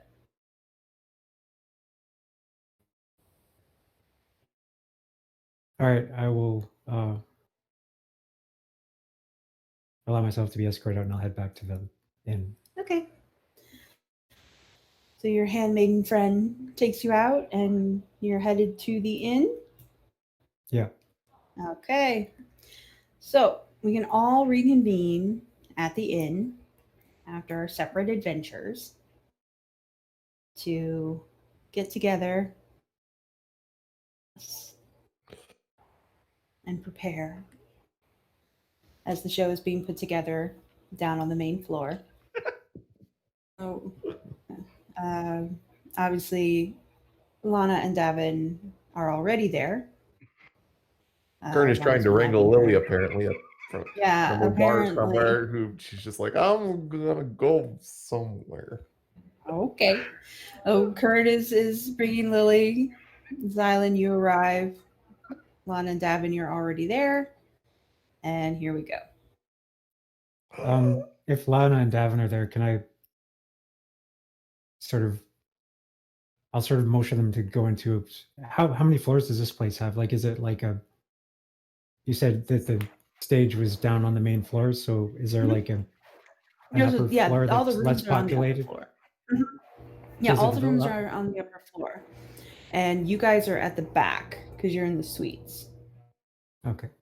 But there aren't like balconies that allow a view of the stage from the upper floors or anything like that? No, Okay. it's all enclosed.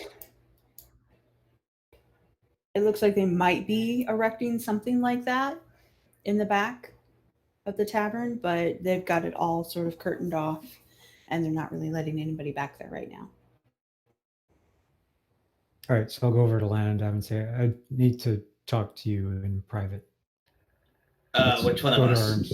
Yeah, both, you're both here. Okay. All right.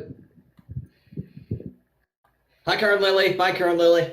Oh, I thought they weren't here. No, we weren't here. Oh, I think we were We, walking we back. stopped at a bar to stress drink, and Lily stress drank a little too much, and now they're wandering their way back. Oh, I thought you were stress drinking downstairs. Yeah, I think Lily just got confused.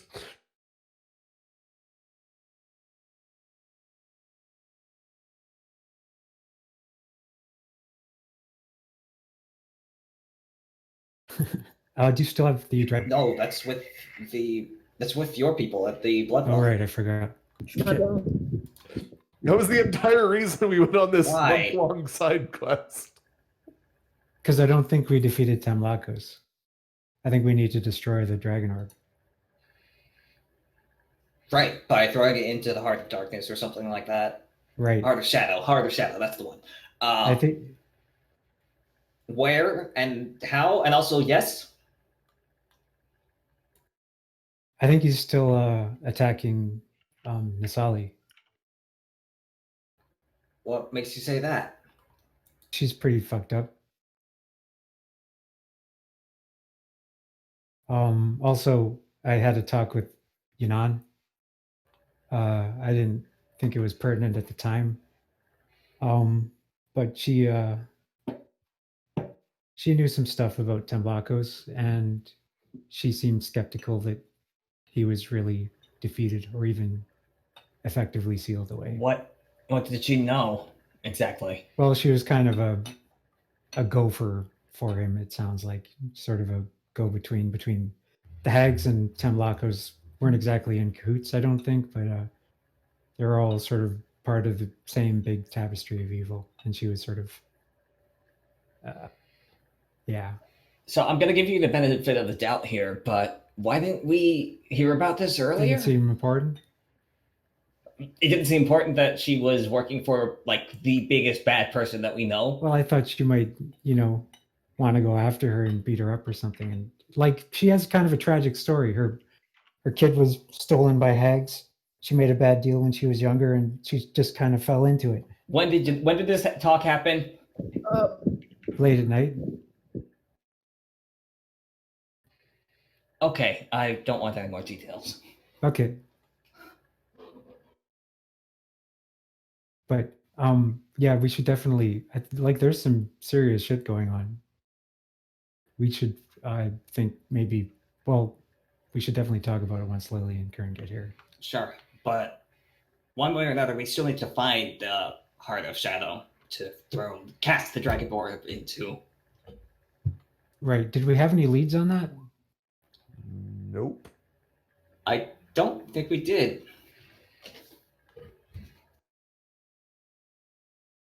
Well, it seems like maybe we should have pursued that a little bit more enthusiastically. Maybe, well, Lily knows things. She has books. Yeah, Anyway. I'm pretty sure it is overseas. Or I something. think that was one of the reasons why we were getting a boat, was so that we could go and actually find it. I The thought other we were reason getting a was boat to so be we could pirates. say, so that we could just be like, screw responsibility and just go be pirates everywhere. I mean, Pretty sure that that was the that- actual reason. Is that yes. was the out of character reason. Like, that was our player reason, but the Yeah. And party then Yuri was like, well, I got to give them some sort of like plot, so I guess I'll put the Heart of Shadows Yeah. somewhere over Oh yeah, here." that was it. I totally wrapped my entire story around the fact you guys want to be pirates.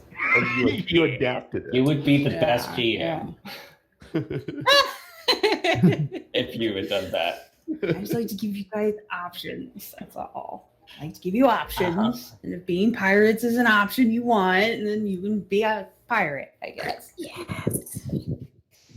Well, wouldn't we be Yeah. privateers since we're sanctioned by Yes, Everton? you would technically be privateers. Yes, you would have letters of marque and everything. It's guilt-free pirating. Yes, exactly. It's pirating without all the piracy. It's great. Now, that won't convince anybody that you run into that is an actual pirate, but well, good luck. So, Okay. all that Go ahead. said, yeah, maybe we should go talk. Maybe we should go check on Nysali. You said she was acting weird. We can get somebody smart to look at her. Like Lily's responsible and smart and stuff. I don't think I think she's well beyond our ability to help her with. I think the problem is Timlakos, and if we want to help her, that's what we gotta do. Is destroy the Dragon Orb. Guess we gotta. And we go gotta back do to it. the- Well, Yeah, I've got an idea. But I'll wait until Lily and Kern are here before I propose my plan of action. Oh no, we have to become pirates. Yes. Oh no. that. Anything but being pirates. Yeah, Lily and Kern can stumble back whenever they Yeah. want. So Xylund, can I talk to you in a different room real quick?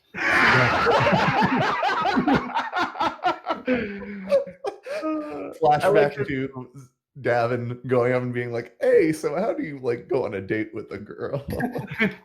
Basically, I think it'd be great if Lily and Kern stumbled into the room that Lana's in pretty much the second the door closes behind Davynn and Xylund. That would be fine. Yeah, what is it? The thing I asked you about before in private. About how to get lucky? In private. It was a different thing, not that. Don't listen to him, anybody else. Aren't you guys in? I thought we were talking. Yeah, I thought the rooms do connect, so you can very easily go into the other suite and just have a room to yourself. Because I wouldn't have said that in front of the others. Okay. No, there's no way. Okay, No, yeah, cool. you guys can have some privacy. Absolutely. I thought that was perfectly in character for Xylund to just say that in front of everybody else. Well, it would have been. I'm not arguing that. I'm just Not in just front of saying Lana. I don't want to screw up your chances. No, you guys can very easily go into a private room. Okay, so if we have to go do a Dragon Orb urgent thing, then we don't really have time for like a proper date or something. So I'm thinking that we could work it into the show somehow. Have you ever been on a date to like a theater? Have I ever been to a date in a theater? I'm not sure I follow your chain of reasoning, but no. Okay. Do you know anybody who has? And how do you do that? Because I don't think. I guess we could. Can we sneak drinks into the theater? No, they probably let you bring drinks in here. It's a tavern. Yeah, So it's like, fine. so like, I guess we could do something similar, but then we wouldn't really be able to talk because the show's going on. You want to pay attention to the show, but you also want to pay attention to the person that you're with because you want to make sure that you know that they're important to you. But if you don't pay attention to the show, there's Well, like basically no point in going to the show to begin with. Just slow down there. That's the whole point is, it seems to me, is that you don't have to talk. It's all like, all the connection is physical. So you just like hold her hand or something, or put your arm around her, something like that. And that way, yeah, it's like words get in the way sometimes. And, you know, if you're both focused on the same thing and having a good time, then you can just sort of, you know. Okay, I guess that makes sense. Thanks, Xylund. Yeah, you're welcome. Also, I hand him Yes. the flute pipe. This might take the edge off. Oh, this is. Gotcha. Frog's monk. Yep. I'll consider it. And we return. Return just in time to see Lily just like glomping on Lana, just like clearly waiting. Kern, could fix this. I gingerly reach out and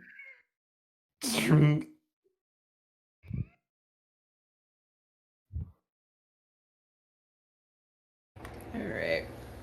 so if she is poisoned, Oh, I'll- yes, I see your lesser restoration. Yeah, that would sober her up. What? Welcome back. What? Lana, when did you get here? Don't worry, we're going down to go watch a play. Don't worry about it. Okay. I thought that was at the end. It's been several hours. Oh. Right. Oh, okay. Oh, sorry, Lana. I'll let you breathe. Yeah. Yes. I was just gonna let you nature take its course, but you don't want to miss the play. No, should we talk first, though, about what we found out and what Xylund found out? Yes. And all of that? Yes. Cole is not in the room with us, is he?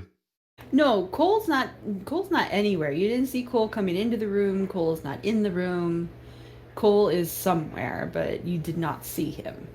We requested a room specifically for him, so. I know you did. And maybe he's in it because he's not outside the door. Gotcha. Right.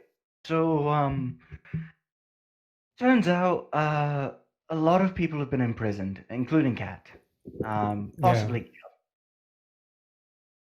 And Bowen's been banished from the city. Yeah, I heard Yes. And so she can't help with the whole situation with Darla using Ninimith's name. And, oh wow, that lesser restoration is just like a switch. Disorienting a bit. And, Orem was basically banned by the Church of Vinyline from docking in the harbor. Because they don't really like them here, which I personally agree with. That's good practice. That, and there's a lot of people who've been going into the council who have not been coming out. So Probably basically, because all of our friends except for the Church Violin are gone. Well, there's a chance that some of the lower ranking people are also taken. pretty much everybody that had a connection with us or Nysali has been detained and, well, imprisoned. Oh, Or exiled. we can't let that just stand. We have to break him out or something. Yeah. The only way we can remedy the situation here is to restore Nysali back to her powers in herself so that she can take control of the city again. Right now, she's well, the way I see it, this is all just a disguised power grab.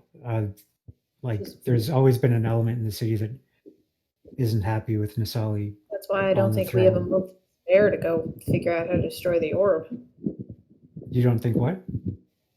I don't think we have a month to spare to go figure out how to destroy the orb. Well, I we'll don't have think to there'll be a. be fast, I guess. Okay, wait. There won't be a Greylock to recognize.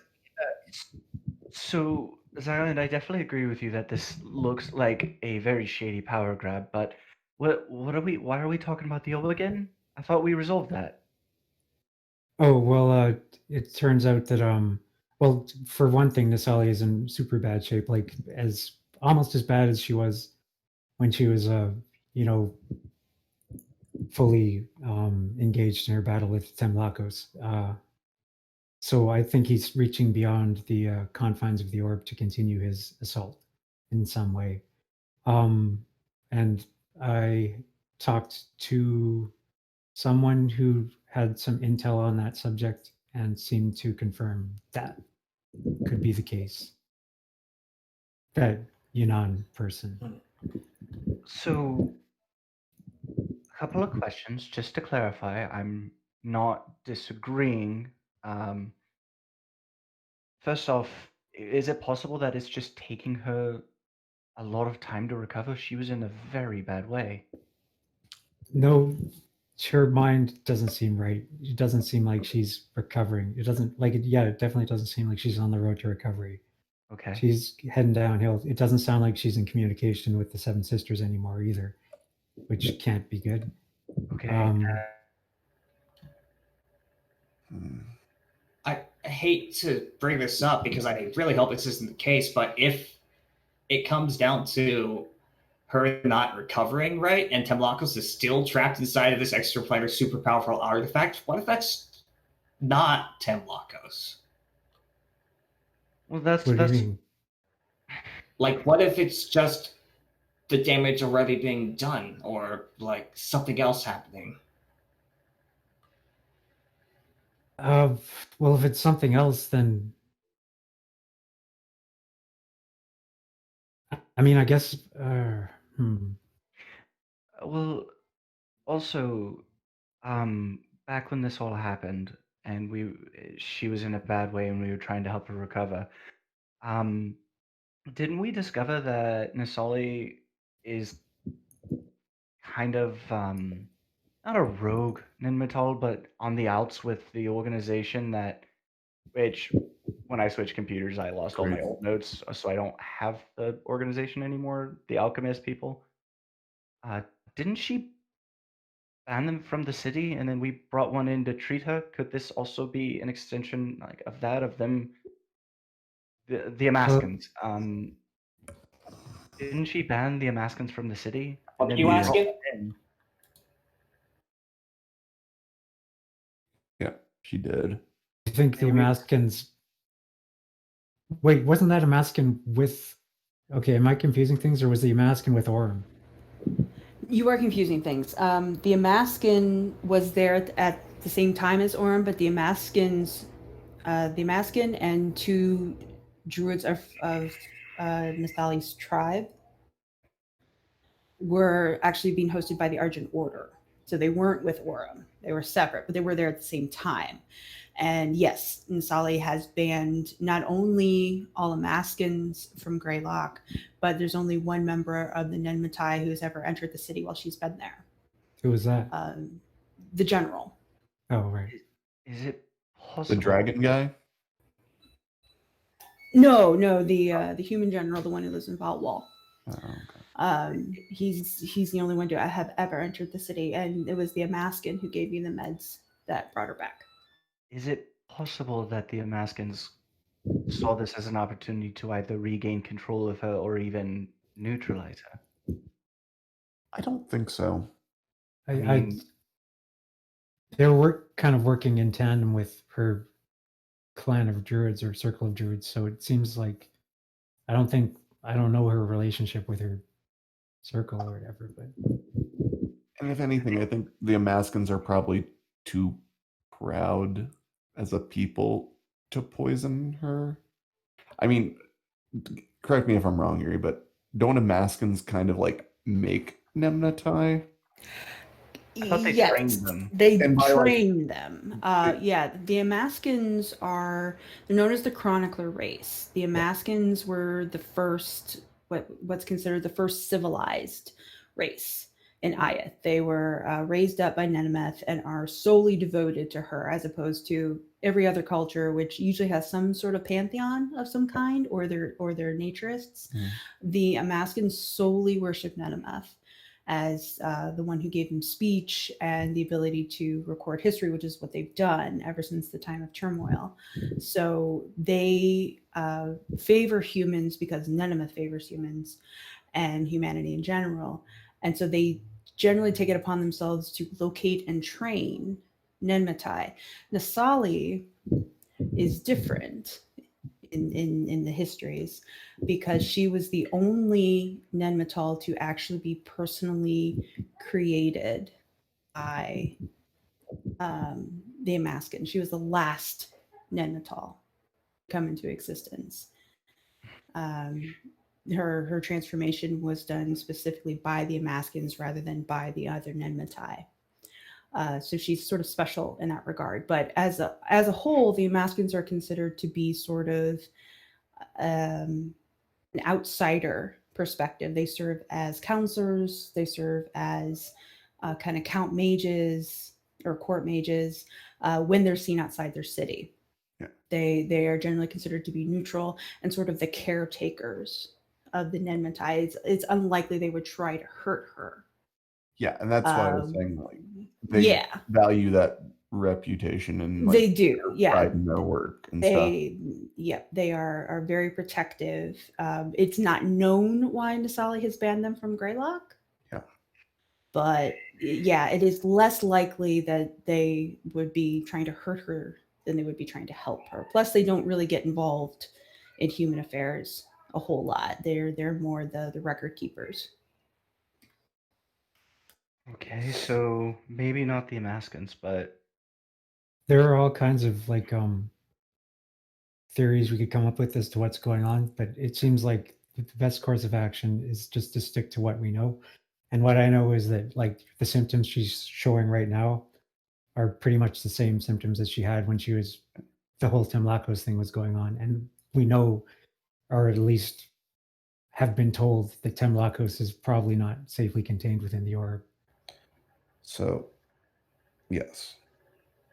Is anybody else looking forward to some nice low stakes pirate adventuring? Yeah.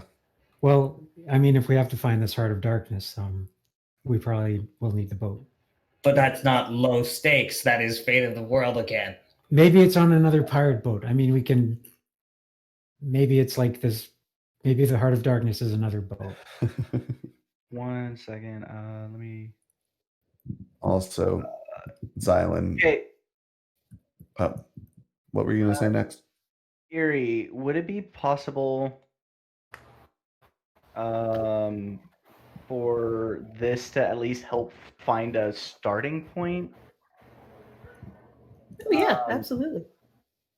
Like where we could go, where we could go to find the information on where to find the Heart of Shadow, at least. Yeah.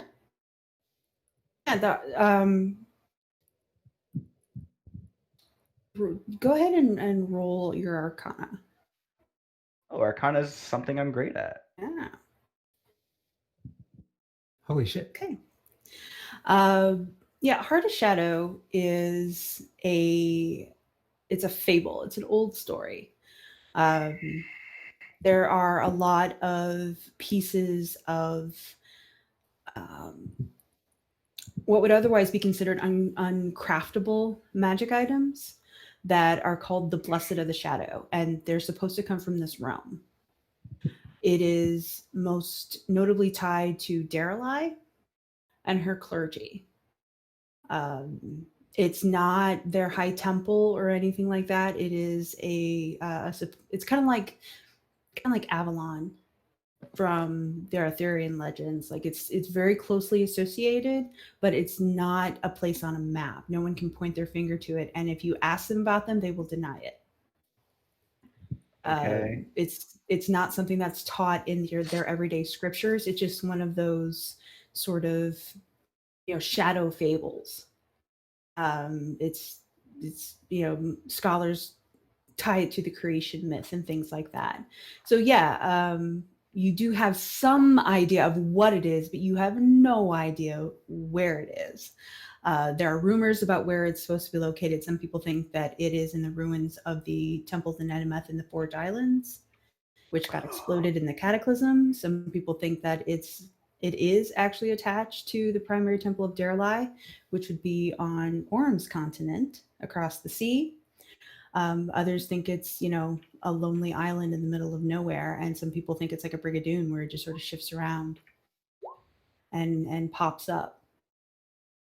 So yeah, there's a lot of mystery surrounding it, but it is a very real concept that you have heard of. So Forge Islands, the Temple of Nenemeth in the Forge Islands? Yeah, the Forge Islands, which is now a bunch of active volcanoes, used to be a small island chain, and it's where the Soul Temple of Nenemeth was. Her grand temple was located there. But during the Cataclysm, during the Sunder, when everything sort of blew up, those islands really blew up and sank the temple. It doesn't exist anymore. All that's left is that small chain of volcanic islands. Right. So, I've there's a lot about the Heart of Shadows. It's most closely connected with the Church of Derelai, right? Kind of. There's a lot of information about it. Random items that cannot normally be crafted coming from there. As for where it is, there's a few places we could check based off rumor, but nobody actually knows where it is. There's the Forge Islands, or the remnants of them, the Temple of Nenemeth, Church of Derelai and Orem. Some say it's on an island in the middle of nowhere, and others say that it travels from place to place.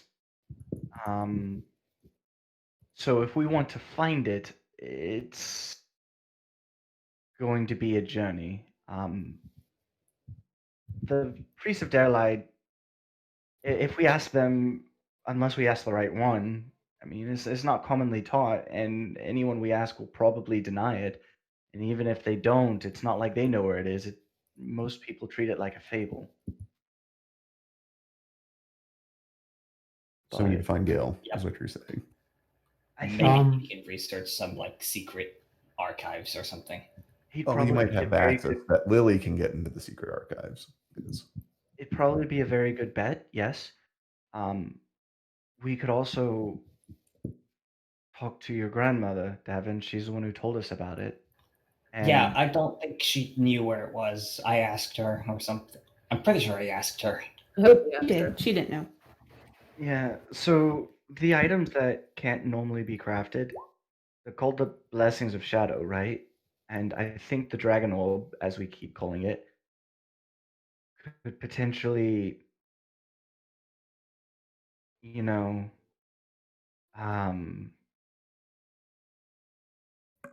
could be one of them. But we could try and check out these other locations. The Forge Islands, I think, would probably be the easiest. Is that to the south? I can't remember. What, the Forge Islands? Yeah. They're directly west Oh, of directly. Greylock. Yeah. More west than south. Directly west, actually, not south at all. I think those, granted, they were destroyed in the cataclysms, and they were volcanic even before then, so it would be dangerous, but I think it'd be safer than trying to go to Orem. Didn't you have to deliver to a letter somewhere that is just ash and destruction? That could actually be. That might actually be That might be accurate there, Kern. I don't. I mean, it's the best lead. But I think. I think Do you want? Go ahead. regardless, I think we'll probably have a better idea of what to do after we go to this council meeting tomorrow. No, No? no. I think. Well, for one thing, I think Lana's right, and this is very much a time issue, and things are just going to get worse. And I think if we go to this meeting, we're only going to give them the legitimacy they need to hasten their own plans, because it seems that we've become somewhat well respected in Greylocks since they haven't had, our firsthand examples to fuck up our own images. But we need to go to this meeting because we're well respected. Otherwise, they get to do this for free. No, So they're just gonna, whatever we say. Like, I can't, in good conscience, say that Nysali is, in her current state, is. I think they can do more True. damage with our refusal to testify than whatever we say. I disagree. They're going to twist our words and use them as justification. They're going to twist whatever we do. If we don't show up, they will twist that. We might as well take a shot at. Right, but at least if we don't show up, that stands as like as a sign of our disapproval of the whole process, and I think trust me. the city will pick up on that. If You know, we attend and then we become part of the problem. at the Hey, same time, you know what needs to happen? What? I hate that I'm saying this. Nysali needs to appoint a replacement. She's not going to do that. She doesn't care. It seems incapable of taking action. Yeah, Any kind of that's decisive why action. she needs to appoint a replacement while she still has anybody's trust. If she does that, somebody can take a hold of the situation, and Rildis automatically loses any ground they're standing on. Their ground is she isn't fit to rule. If she acknowledges that and gives somebody else power, the city will be safe. All the other factions will come together and they'll defend the city. But Because there's still some respect for Nysali. Yeah, who? Like, her entire staff has been taken into custody, it seems like. I don't know. That's the problem. So then the start is prison break. We need to get them out. well, we do need to get Cat out and find out where Gale is. If he's in prison, then we need to get him out because Wait, we what? actually need him. Prison break? Are you serious? I don't. That's not going to go well. No. It doesn't need to be a prison break, but we all know that Cat is not very well liked and respected and seen with distrust and fear. There's a very good chance she could face execution. Gale, we actually will need for his connection with the Church of Derelai. Maybe he knows something. If he doesn't, Do you know for he sure that may he's know. been taken into custody, though? We don't. That's why I said we need to find out if he's been taken into Well, custody. my lawyer at the Nova Conclave said he'd send a guy to check into that for us. If you have a lawyer, do you think he could come with us to this meeting? He's going to be there, yeah. Also, congrats. You are now the owner of Featherstone. Oh, sweet. Well, now as a wealthy landowner, I think that one way or another, I'm going to show up to this meeting that's going to happen, because otherwise they will twist it whatever way they want. And I'm going to try my best to stop them from doing that. Maybe I mess up, but I've got to try. Not only that, but if we don't show up, then any supporters we might have within the conclave, well, We already had, I'm assuming, Church of Gren and Eineline have kind of like let us go do whatever we're going to be doing for tonight instead of detaining us. Wait, I have an idea. I need to go talk to the organizer of this play. I love where Oh, this is gosh. going so much. Oh gosh. at the end of the day, we do need at least Gale, and I don't think we'll be able to find him and then leave before this meeting, and they're not exactly going to let us just waltz into the conclave and abscond with one of the priests,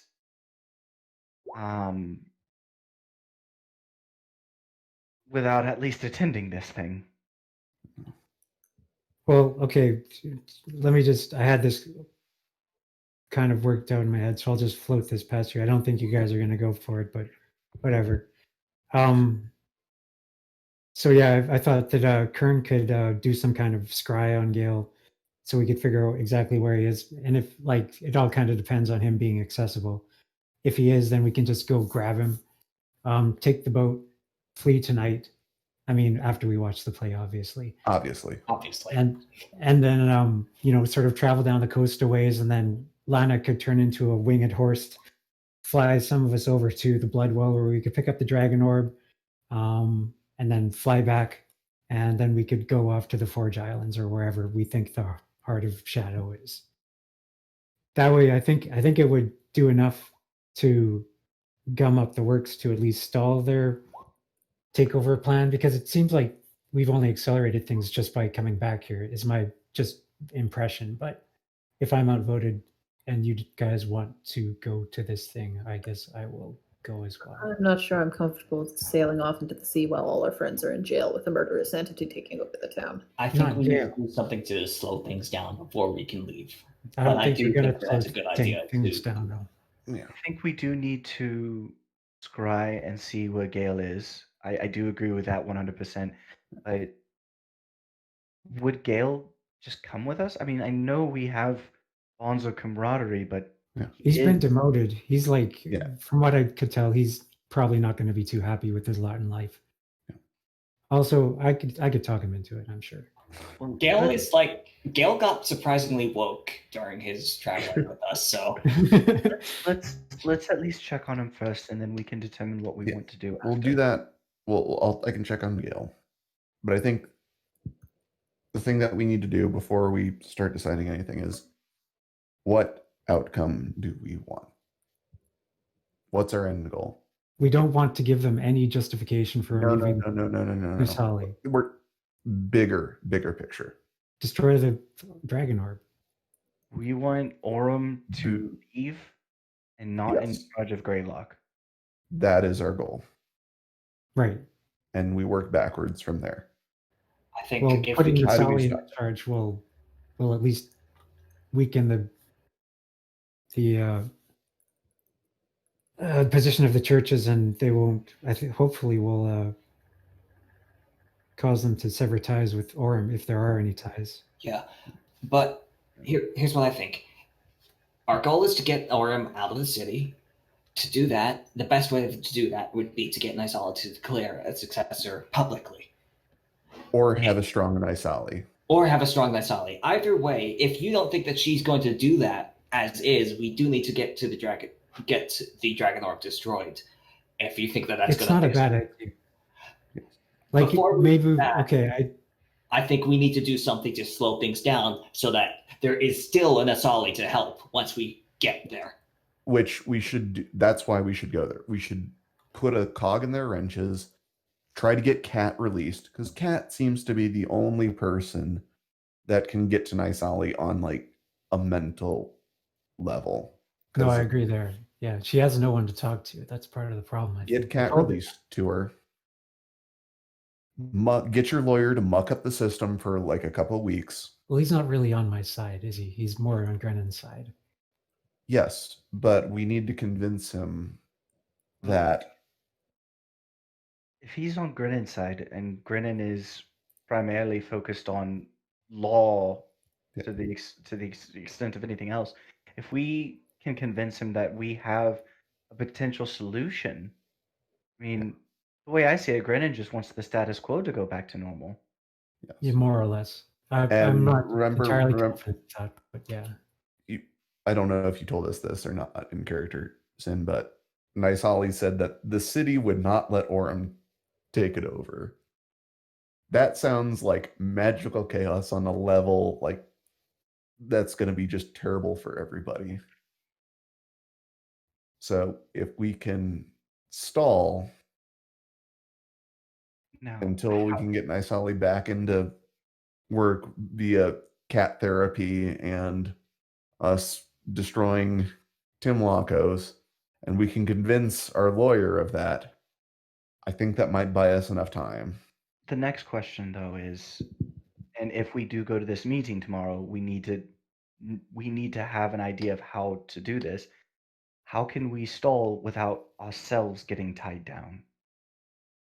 We just offer the testimony and go. I think that's what tonight's for, honestly. This play is a platform. People will listen to us if we talk here. Okay, that's not a bad idea. But also, here's my thinking. Like, we don't know what our situation in the city or our standing is going to be after we go to this meeting tomorrow. So I think if we're going to talk to Nysali and try to talk her into appointing a successor, and maybe one of you can get through to her, I think maybe we should just all go back there while we still have the ability to do so, and just take a look at her so that we're all on the same page, and maybe this successor thing isn't such a bad idea. And I might be able to figure something out myself. I mean, if nothing else, I might be able to figure out some kind of, if there's anything actively magical currently going on. And Lana, you're no longer wearing that transmuter stone, yes? No. There could be something that, if nothing else, maybe that could also help her. I mean, it helped you for several years. Mm-hmm. There's. I think getting a look at Nysali would actually be a very good idea. Not only so that some of our more empathically in tune members of our party, glances at Kern and Davynn, could convince her, but also maybe I could see if there's something I can divine from her condition. Yeah. Well, we need to see what she wants. I don't think she's going to be into appointing a successor. She doesn't seem to give a shit, but you guys aren't going to take my word for it. So yeah. No, I don't know that. Like, I know she's not going to give a shit, and that's why she kind of needs to. That's But why I think the only person that can convince her of that is Cat. I'm not saying that we're going to be able to convince her at all. Let's see if we can talk to her tonight. And then tomorrow we go to this meeting, see if we can get Cat released. At the very least, see if we can get Gale back in our party. And use this play for our platform. And maybe see if there's anything I can divine from her condition. What time does this play start? Do we have time to go see Nysali before it starts? Because the play takes priority. Yeah. Well, we are not missing. Waiting so many weeks to see this damn play. Yes. Yes. When you guys came in individually, the stage was not yet complete. It was still cordoned off by curtains, so it didn't look like they were going to be ready soon. So you are already in Old Town, the old part of the city. So it would not be a long trip to the castle and back. okay, so I think we should go see her before, because I don't know if we're going to be able to get in at night. Yeah. What Hey, are we going to tell her though? Well, you're going to try to convince her of your successor plan. And I'm going to see if she's be willing to let me examine her condition. She's not going to be willing. She's not going to be open to me telling her she should appoint a successor. Well, then, do you guys just not want to go, or are you just going to take me at my word that that's the situation? Or we believe you. We believe you 100%. You guys so rarely believe me. Well, in matters of Nysali, yeah, I always believe you. Almost all matters of Nysali. Actually, no, I believe you in all matters of Nysali. What am I saying? I'm out of character right now. I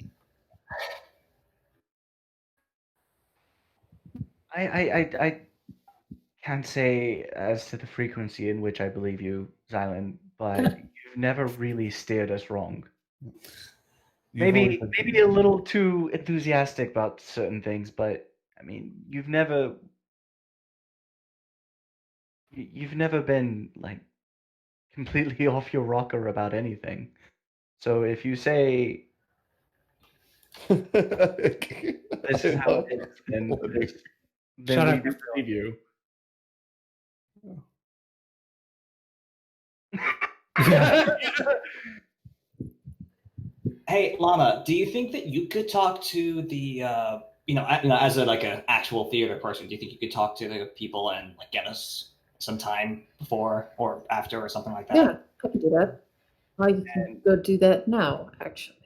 While she's doing that, I'm going to freaking summon my friggin' familiar.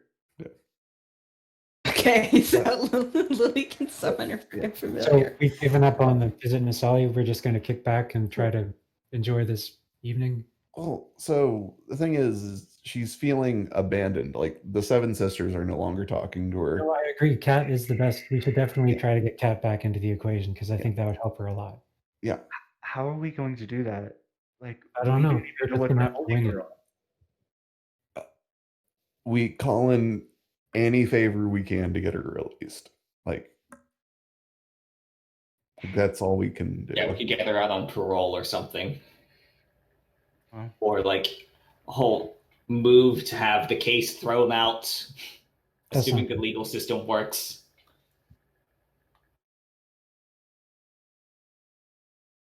All right. But Well, I think if we're gonna go, all we can really do is just be like, "We love you, Nysali," and give her a hug. Like I think that's the only thing we can do if we're going tonight. Let's not I bother really them. do wish we could find out why Kat was imprisoned. I think she's not imprisoned as so much as detained for Yeah. questioning. I think so. I don't think they're rotting in a dungeon. I think that it's all being done very sort of methodically and irreproachably for now. You can detain people, but they'll still be imprisoned while they're detained. It's just a matter of words. Yeah, yeah, but I think they're at least holding to the form of, Yeah. civility for now. Speaking of which, time to check in on Gale. Okay. Davynn, do you have any idea of what kind of familiar I should summon? What would be most useful to us at the moment? Something iconic, honestly, because we're trying to appeal to a group that knows us. All right. Well, I'll summon her in cat form for now, and then if we decide that I have enough materials to change her form if need be, if we decide to do something. So. All right. So Lily's off to summon her familiar, long absent. Xylund is wandering down for more drugs. Lana, you're headed to find the stage manager of the production. And Kern is scrying on Gale. Kern is scrying on Gale. And Davynn is gonna go smoke up some frog smoke. Oh, good lord. Okay. Davin's going to go experiment with drugs. He needs to. No, he's experimented with this before. He just needs to loosen himself up for a stage appearance. So Davynn is pre-gaming a little bit. All right. Kern, we'll do yours since yours is the shortest, and then we'll jump over to Lana. Your scrying attempt is successful. Mm-hmm. You can see through Gale's eyes. He is sitting at a massive, long dining hall style table, like grand dining hall style table that you would see in a castle or a manor house. Very old, very dark wood. He's got plates. He's got a plate setting in front of him and a glass of wine that he hasn't touched. He hasn't really touched any of his food by the looks of it. He keeps staring at it though. And as he glances about, the hall that he's in is very large. It's very richly appointed. The furniture is old, but it's in good condition. Probably family heirlooms. There are lots of portraits and some very heavy drapery on the walls. He is alone in the dining room, as far as you can tell. You can hear sounds of a fire behind him. But wherever he is, it's not any place that you have seen. It's not the same furniture style as Carrot Castle. It's definitely not anything that you've seen in the halls of the Argent Order. It might be the Temple of Darelai because you haven't really been in there, but it looks pretty wealthy. If that's the case. He has no like you can see his hands. There's no shackles. From what you can see, which would be mid forearm down, he doesn't seem to be wearing his priest robes either. He's wearing more of a nobleman style clothing, heavier and dark in color. He probably got exiled. Okay. Well, next thing is to go talk to him once everybody gets back, and I tell them what I saw. Okay. We'll jump over to Lana, who is wandering down to make contact with our thespian friends. The curtain that separates the stage area from the rest of the tavern floor is still up. But it's, like nobody's guarding it or anything. And you can hear there's lots of action and yelling back and forth and general friendly chaos going on behind the curtain. All right. I actually have no idea what this person looks like because I never spoke to them. No. I think I'm just going to sort of wander, look for someone who looks like they're giving orders, and wait until someone notices me and passes them on of their own volition. Okay. Behind the curtain, again, in this midst of joyous frenzy, there are kind of two classes of people. There are sort of the rougher looking sort who are wearing dark clothing. Most of them have some sort of tool belt or tool pouch that they're carrying, and they are doing a lot of the heavier lifting kind of stuff, setting up the stages and putting up what looks like it's going to be risers in one section. The entire back half of the inn has been cleared of tables as they sort of build this stage and various mechanisms. Then the other half are dressed in either robes or tunic and breeches sets in colors like pink and white and gold. Some have more gold jewelry than others. You've been to temples of Sindalite enough in Maryford and Estersea that you know what they look like. and that's who these people are. The person who seems to be in the center of it all, sort of managing this herd of cats, is a younger guy, short, wavy brown hair. He's got a circlet on his head, just a very thin gold one, and bracelets on each arm. Big, thick gold bracelets, and he's wearing the same color scheme with the twisted heart of Cinderella around his neck. And again, everyone seems to be in super good cheer. There's costumes being bandied about. It's a very backstage atmosphere. No one really pays any attention to you as you wander around back there. No one is quick to scurry you out. All right, I'll make my way over to Mr. Important. Okay. Who sees you clearly different from the rest of his goslings here, and is quick to jump down from the stage that he was standing on, and in a few very smooth strides, sort of sidles up next to you. Says, "I'm sorry, we're not ready quite yet. You will have to wait a little bit longer." I'm going to gauge him, see if there's like any recognition here. As Lana appreciates in this moment, he's probably being played by a human.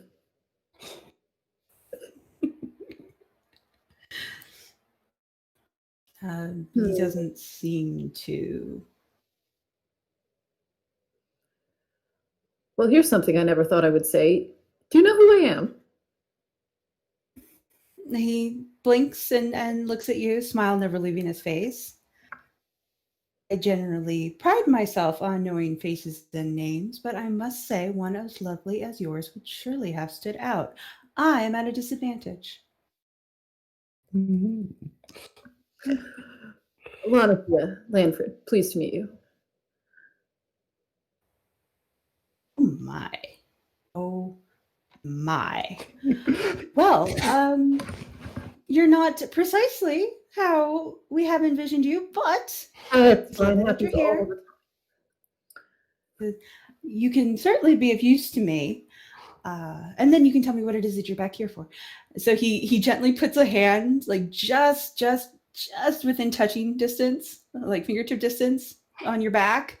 I was like, come with me, Mhm. walk while we talk. And he starts to Wanna guide walk? you off to a corner. It's been cordoned off by a combination of curtains and clothes on racks. So it's got sort of the illusion of privacy, at least. Mhm. And pushing past the curtain, there is this is obviously a dressing room and makeup area. And there are several people that are in various stages of undress and mid makeup and what have you, getting ready for the show. And they all, various individuals back there, sort of, say hello, whatever, these little bird chirps of highs and greetings. And he acknowledges them in his own little way as he walks you down the line to the very, very end. And at the very end, there is a woman, very slight, like she's super short and really, really thin. And you're guessing they were trying to give her some form of horns, Oh no. but she's not a tiefling. Yep. She's quite human. Quite Please tell human. me they did it right. No, they haven't done gray face. They have not done gray face. But they have tried to stylize a set of horns for her in Does she have a twin? Well, probably somewhere, but not at the moment. Right now, she's having her horns fitted. So this very slight woman is sitting in a chair. You've got one person, basically anyone who's not in makeup is dressed in black. So you've got one person dressed in black that's holding up a polished bronze mirror, which works as well as you might think it does. And you've got another person in black who is trying to arrange this rapidly disintegrating horn thing, this headband on this woman's head. So your guide interrupts and says, Ninika, this is your muse. And he wheels you in front. So both the person who's fitting the headband and the actress Ninika can see you without having to move, because that would be disastrous at this moment. And he presents you in like full Vanna White, like show model reveal. Charmed. We got our hands on the real article, ladies. So let's, step up our game a little with what time we have. And so he then turns to you and says, if you don't mind standing here, I'm happy to talk to you about whatever it is that you wanted. Wonderful. Lana, this whole time is just going to keep an eye out for if they touch any like gray paint, she's going to intervene. No, so far the wardrobe woman is focusing mostly on getting the horns to stop falling off the headband. That seems to be her primary concern.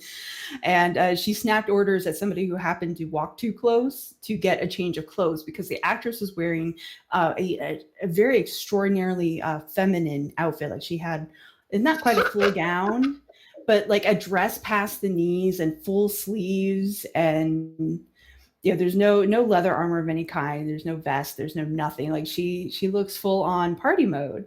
And comparing outfits, as the wardrobe woman sort of sizes you up, she gets the attention of a passerby and starts barking out, bring me this and bring me this and bring me this and bring me this. They are going to do a costume change. But so far, no makeup has been addressed.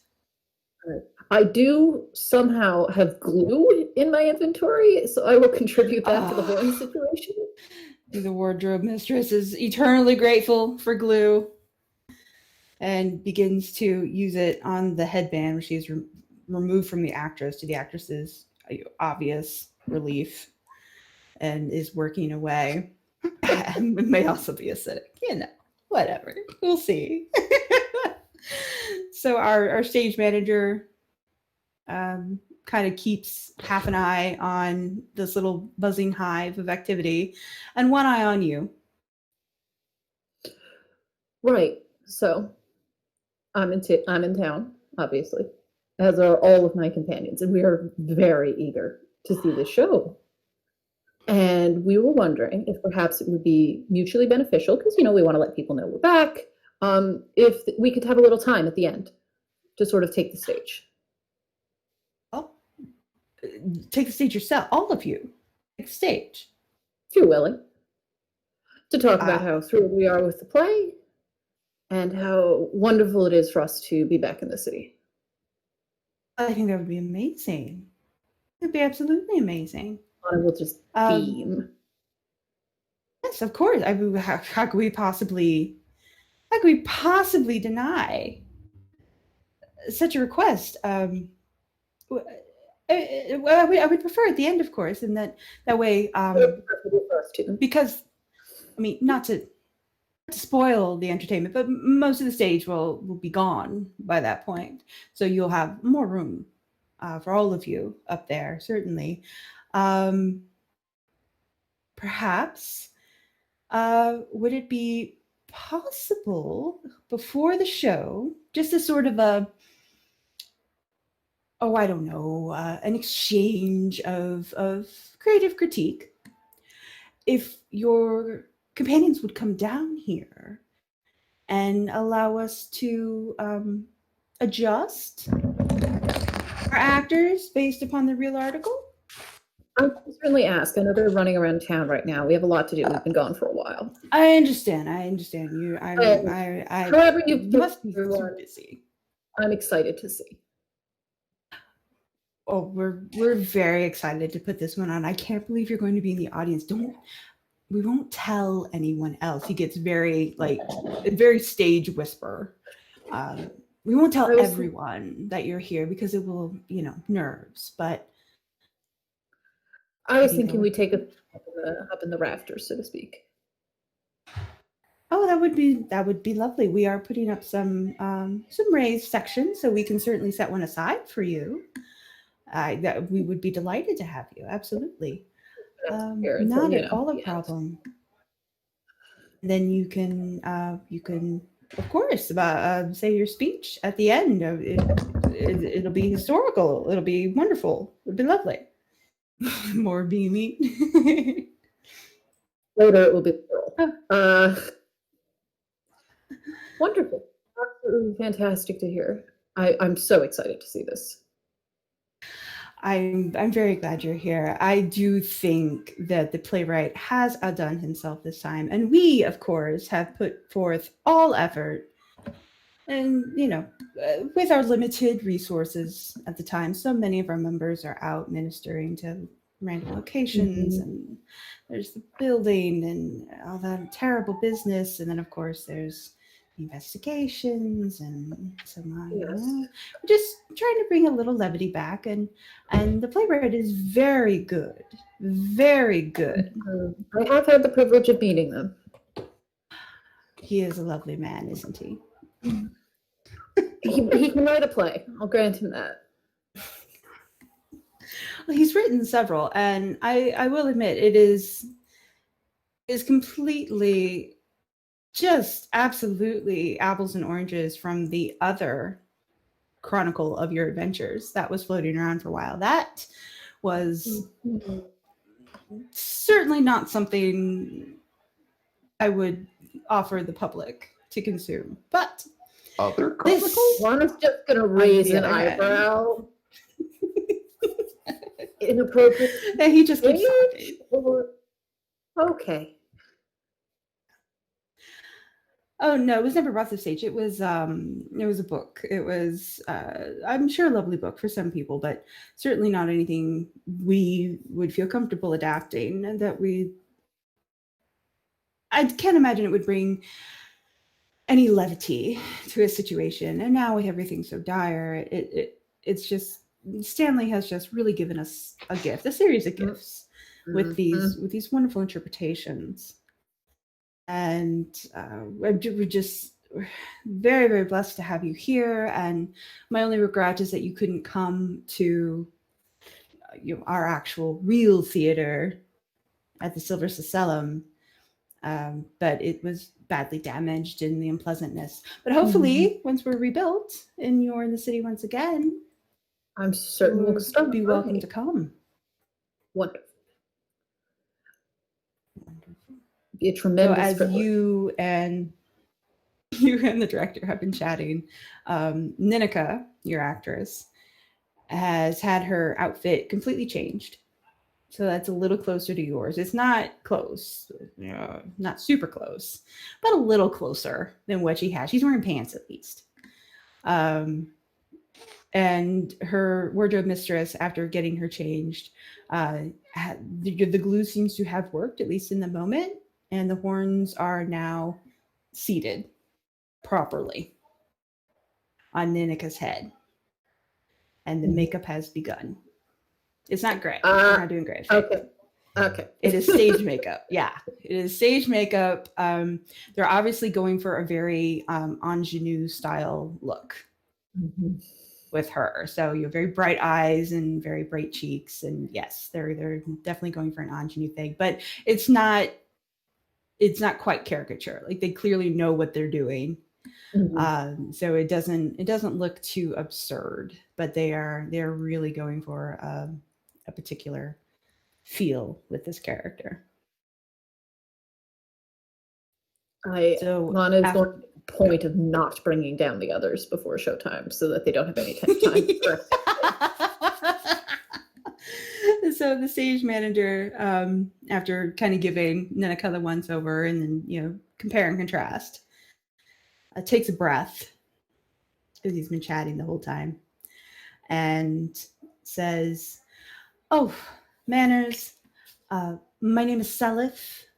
So if you ever do decide to come, or if you need anything tonight that I can help you with, or if one of the cruisemen gets early, anything to that effect, you know who to ask for." Of course. Selith. Noted. Well, thank you again so much. Wonderful. It's entirely our pleasure. So he doesn't quite take you by the hand, but again, he does that hovering touch kind of thing, making sure you don't trip on anything more than anything as you weaves you back to the other side of the curtain. We should be ready in about a bell or so, about supper time. So if you want to come down discreetly anytime before then, that would be lovely. Wonderful. That can be arranged. And then as soon as we're done with the show, we will call you down from the rafters. No need. What's a good cue? We can invite ourselves down, in a showy sort of way. Oh, you'll know when it's over.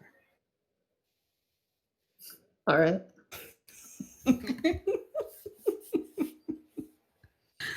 So he pops back behind the curtain, and you can hear his voice sort of soaring above the general chaos and noise. Now he's got a fire lit under his butt. And this is going to be the best damn performance of this damn play that has ever happened. So, yeah, everyone is supposed to be moving double time according to what he's saying. So, yeah, he's in beast mode now. Getting this up and ready to go.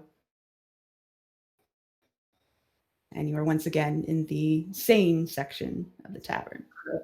I think I will, at this point, rejoin my party members and be extremely disappointed. What's the deal?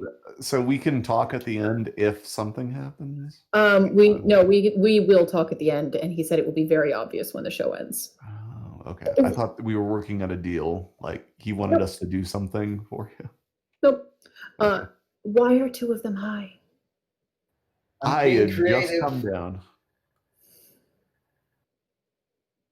Here, I'm working on a speech, and it's not very good. Because just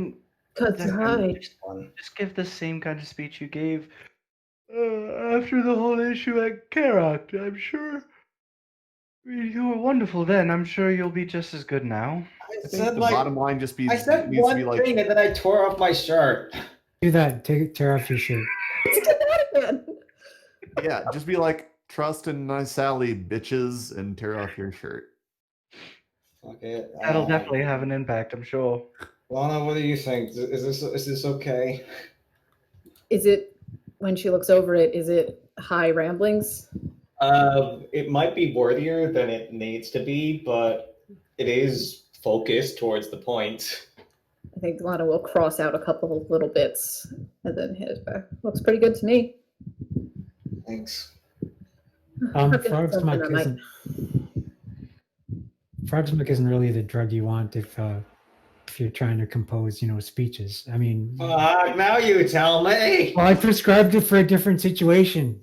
Yeah, I can't just take the medicine I prescribed for any situation. You got to focus it on the needs at hand. Xylund, why did you do this now? Why did you get the drugs now? just out of curiosity, what was it supposed to be used for? Growing boy issues. so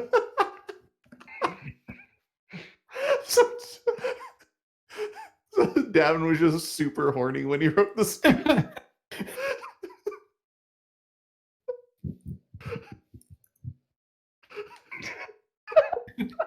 Good God. Right. Is I've there been anything here- else we have to do before we go downstairs? Are we... Do you have anything to make you creative and speech ready? Well, it depends. Did I have any luck finding any more drugs? More drugs downstairs. Yeah. Unfortunately, the tavern is mostly shut down because of the stage work. So the bartenders, it's sort of an upscale establishment. But if you roll an investigation and a good investigation, you might have some luck. Pop out that fairy boy. What is that? That is the what I do disappointment of to Grennan right there. That's what that is. Yeah. Why is Grennan disappointed in me? I'm trying to reform his church. They're not neutral. They're a bunch of posers, bunch of real loving jackasses. So unfortunately, you were unable to score any additional drugs, even amongst the church of sex, drugs, and rock and roll that is behind the curtain.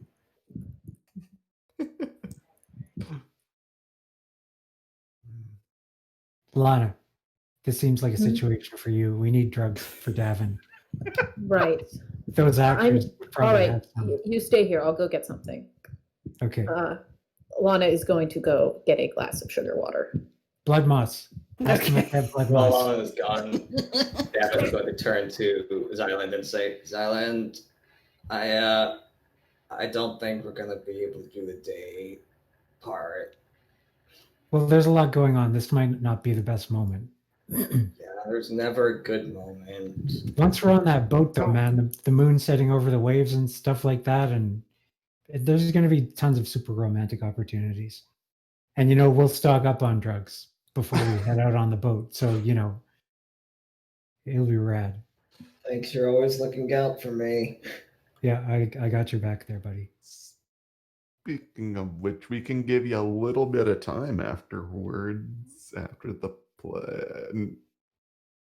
play.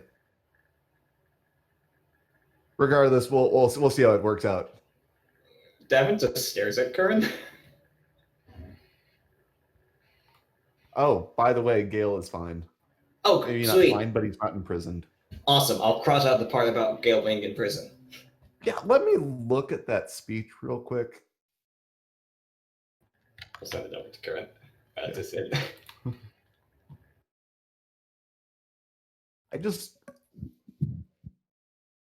I don't want to cause too much chaos. Like, some chaos is fine.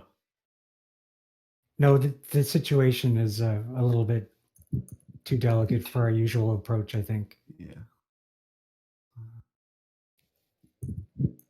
Nysali sees power from her. They want to open the gates to Orem and then take over our city. A lot of this is... There's a lot of speculation in this. Meh. Speculation's what gets people talking. Yeah, I mean, the more I like that they want to replace Nysali, a woman who has fought and bled for this city, who has held back the forces of Temlakos for months on her own. Yeah, I just wouldn't be specific about it. Let people fill in the blanks themselves. That way they feel smart when they realize, oh, like these people are doing that. it doesn't really matter Yeah. if what we say is true, as long as we gum up the works. You know what I mean? As long as we turn public support. Yeah. Again, Fine, I'll so say that. I wouldn't- I'll I say wouldn't we mind- don't know if that's what they want to do, but like that's what they're gonna do if they do their thing. I wouldn't mind putting this out there.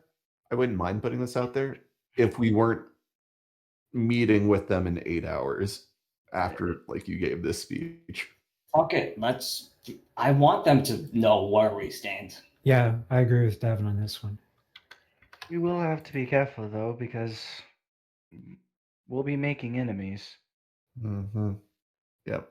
We're going from neutral to knowing that we're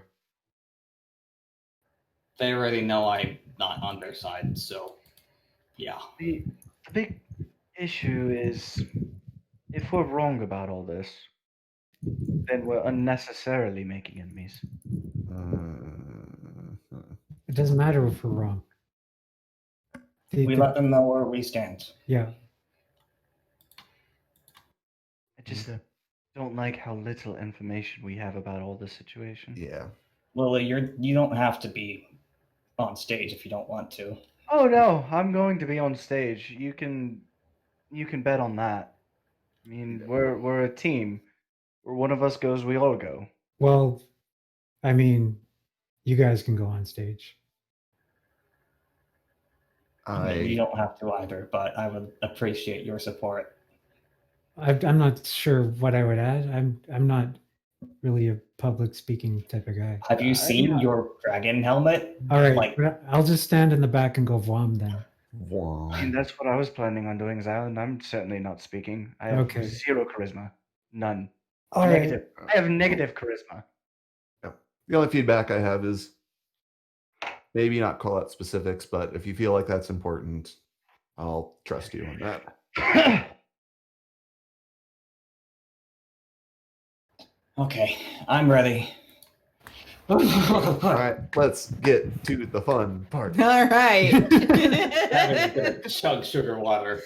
Yep, sugar water and I'm bringing the oregano. sugar There water. you go. What about no. that blood moss? Any luck with the blood moss? This isn't blood moss, but from what I was told, it's a little similar, and I will give him the oregano.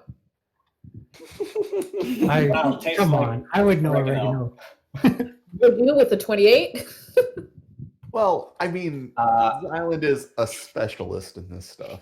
Like, I would it provide an advantage. All So would it be a nature or what? Just Or- straight intelligence. I'll just give you a straight intelligence check with advantage plus your fairy. Oh, plus my fairy. Hey. wait. Yeah. All the 28 deception means is Lana is really able to sell it. No, it's fine. It's fine. Even with advantage, you're like, okay. I want to point out that when you smoke oregano, you know you smoked oregano. Well, that's what I'm saying. This is pre-smoke. Like this is Xylund is not going to be. His body will not be fooled, but he buys Lana's story up until the point that he goes to smoke it. Davin, I will give you the same check with disadvantage I'm not gonna. if you would like to take it. Okay. I'm not gonna bother. Davin trusts Lana. Yeah, you don't know. So yeah, Xylund, you buy the story up until the point where you actually go to put it in the pipe and light it up, and then you're like, this is fucking oregano. This is nothing. I don't make a scene, but I do stare daggers at Lana. I ignore it. All right, showtime. All right, so you guys get your chicanery under control, and eventually the stage area does open, and they have built I don't want to say makeshift, but certainly a temporary set of risers, as well as sort of makeshift boxes. That part does seem to be a little more hastily constructed than the rest. Like the partitions in the front that make them boxes and make them a little separate seem to have been a last-minute inclusion to the design. And you can see where risers have been removed directly underneath them to give that space. So in addition to the risers, there are the regular tables of the inn that can now see the stage and does have a proper backstage with heavy black curtains. The stagehands are dressed in black, of course, and they are slipping in and off, setting up lights and creating the opening scene of the play. And then eventually the primary curtain falls, covering the stage for a moment, and the individual that Lana met, Sela, steps in front of the curtain during all the setup time and while you guys were dorking around. The pub has reopened, and so folks have been coming in, getting in their dinner orders, getting in their drink orders. So by the time Selov has stepped in front of the curtain, ready to go, the crowd is seated, they're raring to go, they're cheering. Some of them seem to know him by name. The rest are just offering applause. And it's a mix of the usual sort of higher end scale patrons and maybe some of the less desirables that have managed to get a ticket or pay their general admission to get in. So it's not entirely the upper crust clientele that the Golden Swallows used to. So as Selif begins, he speaks in a very smooth, projected, theater major voice, making sure all corners of the room can see and hear him clearly. And he begins by announcing, this is not only the latest, but perhaps the greatest work by Greylock's newest and most talented playwright. And they were pleased and honored to put it on for the assembled audience. And without further ado, the speakers present Mole People Attack. Dum, bum, bum. And the crowd just is all applause and just everyone is thrilled. The rafters shake as you guys are up in your box with the reaction to the crowd.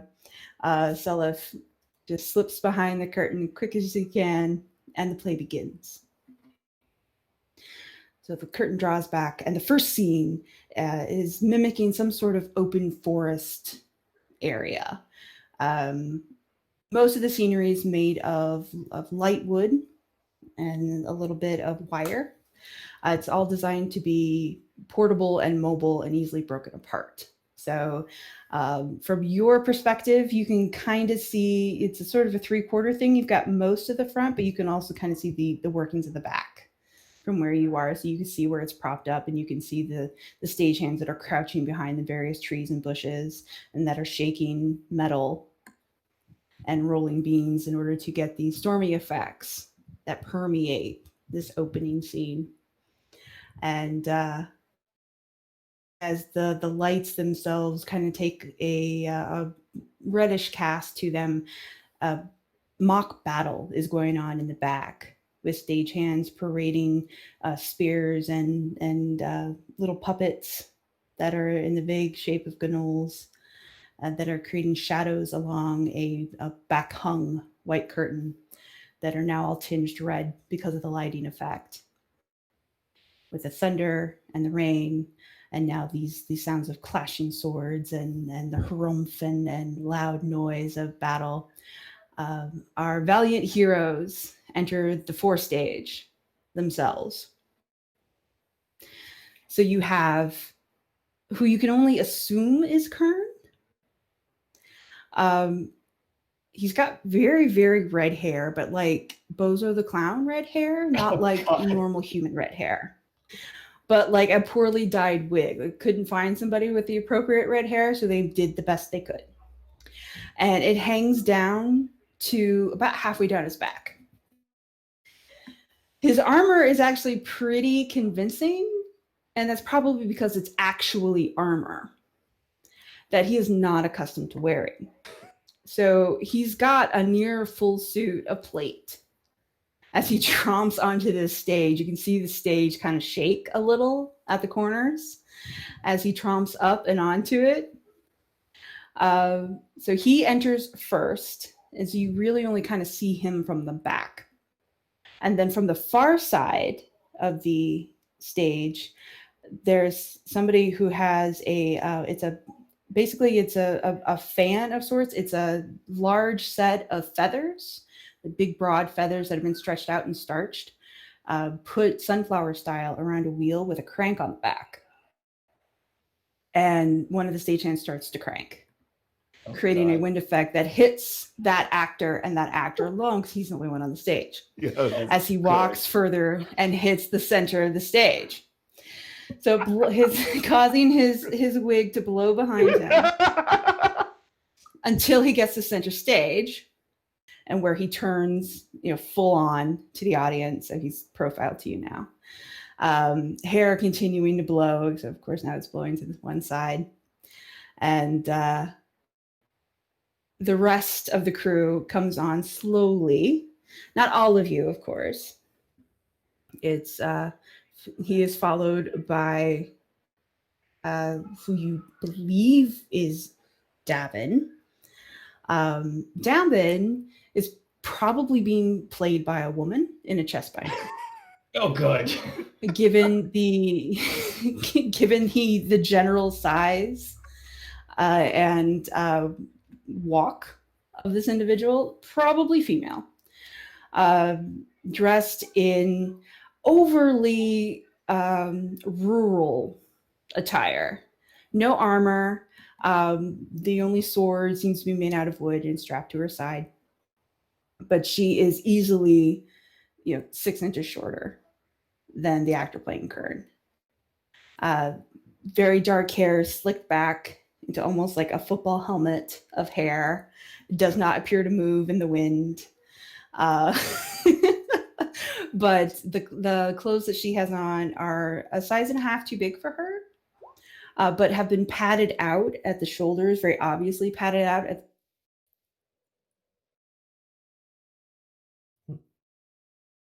Uh-oh. Uh-oh, no. No. You still there? Oh no. Than she is. The clothes themselves are. We didn't catch that, Ari. What? You Last cut thing out we for a heard was bit. padded shoulders. Oh, padded shoulders and chest, so that she looks more muscular than she is in real life. Am I still here? Yes. Yes. Yeah, you're back. Yeah. Okay. Did you catch it that time? Yes, we got it. Okay, cool. Yeah, we got it. Alrighty, making sure. So yeah, she's built out a little larger than her frame is in real life. But they haven't added anything to her butt or her legs. So she's basically all upper arm and all chest, and then like nothing. There's no butt and skinny little chicken legs. And she's about 6 inches shorter than the actor playing Kern.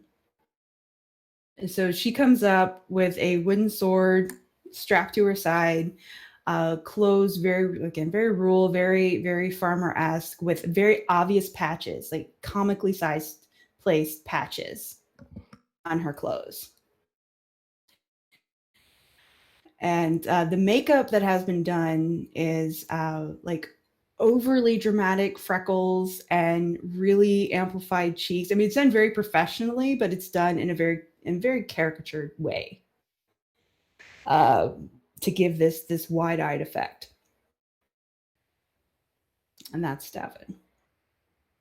The next player to struggle onto the stage, and I do mean struggle, appears to be walking on their knees with their feet behind them. So they're walking sideways. That way their feet is sticking towards the back of the stage and not the audience. And they are mushneck. Yes. Oh, good. They are. They have a massive, basically paper mache mushroom helmet And underneath have been, their makeup is designed to age them dramatically. So they've got very, very exaggerated age lines and kind of a gray pallor to them overall. Just overly pale makeup. And their entire outfit is just, they look like layered fishnets where bits of moss and sticks and mushrooms have been either sewn or weaved into them over and over and over and over and over again, so that everywhere this guy goes, he leaves kind of a trail as he kneels on the various mushrooms and things that have been attached to his clothing. Slowly, because he's on his knees. And then finally, Ninika, the actress that Lana met backstage, comes on. Again, her clothing changed to at least somewhat match what Lana was wearing. The horns are still, they're still there, and she does have a tail. The tail is gray and the horns are gray, but the actress herself has not been painted gray. And she and Davynn are about the same height. And she has an overly large lute, but it actually looks like it's in good repair, as if she may own it, or that may be somebody's personal lute that she has rather than something that was hastily constructed. So she does have a lute strapped to her back to, I guess, identify her as the bard. So she looks halfway decent. Her makeup is very well done, again, in sort of that ingenue style. But as this this group of four come to the center of the stage, the play itself begins proper. And what happens next is a very imaginative retelling of the summit that occurred in the center of the battlefield when you guys were discussing terms with the Mousekin, if you recall. Yeah. When tracking down the Cathal Ross. Except in this case, the Mousekin is a stagehand clad in black with a puppet on his hand. His black outfit, he has basically gotten down on his belly so he can be a Mousekin. That's definitely racist. So the Mousekin is a puppet. But the language used is it's overly dramatic, to say the least. Everyone seems to have like a 15-minute speech. There's really no dialogue per se. It's mostly just monologues back and forth, with one responding to the other. And some of the language gets a little bit garbled sometimes. And every now and again, a character will repeat a speech or will repeat the last two lines of something that they just said. And you're not sure if it's because somebody missed a cue or because that's the way it was written. But like, the effects, they've really gone out of their way for the effects. While what's going on in the center of the stage, the actors are decent. They clearly have practice. They're not bad actors, but they don't have a whole lot to work with in terms of a script. And they're reacting to a hand puppet. But the special effects are actually really well done. The battle effects on the back are super cool and they look very realistic. They put a lot of time and energy into the sound effects. The lighting is really good. It keeps shifting and changing between actual shutter and lightning effects, and then the red glow that takes over the screen. So they have put effort into this, but the actual meat of the play is a little lacking. You can see them trying to do their best. So after the summit with the hand puppet, the scene morphs slightly. All the trees and the bushes get pulled away and massive black curtains get dropped on either side of the foursome. The Mousekin puppet leaves. The battle slowly fades, again, kind of with a cool trick of light where the red light slowly gets smothered out and the sounds of the battle gently fade away. And what happens is that the actress playing Lana has slowly positioned herself so that she's standing next to one of these black side curtains. And in one big bright flash, like a flashbang type, like somebody's got chromite type of flash, it is momentarily blinding. In that momentary blindness, somebody has thrown a full-sized, it looks kind of like a grub costume over her. So you can't, you're not really even sure how she's seeing, or if she can see out of this thing, because it covers her from top to bottom. It goes all the way down to her feet. And once the kind of the smoke from the chromite clears and the sounds raise back up and the lighting comes back up super slowly, the scene slowly shifts. The black curtains pull away. They raise up very, very slowly to reveal, instead of trees and bushes, rocks and the background of a cave wall. And the actress Ninika throws herself down. I really hope it's padded because it sounded like it hurt. Throws herself down on this wooden stage and just commits, just 100% commits to a worm crawl to the far side of the stage, all the way to the other side, with the party following behind her one at a time. But they're not actually following to gain distance. They're walking in place. And as she crosses to the end, and she must have fallen off the other end of the stage, given the sound that you hear. It didn't sound like she went gently.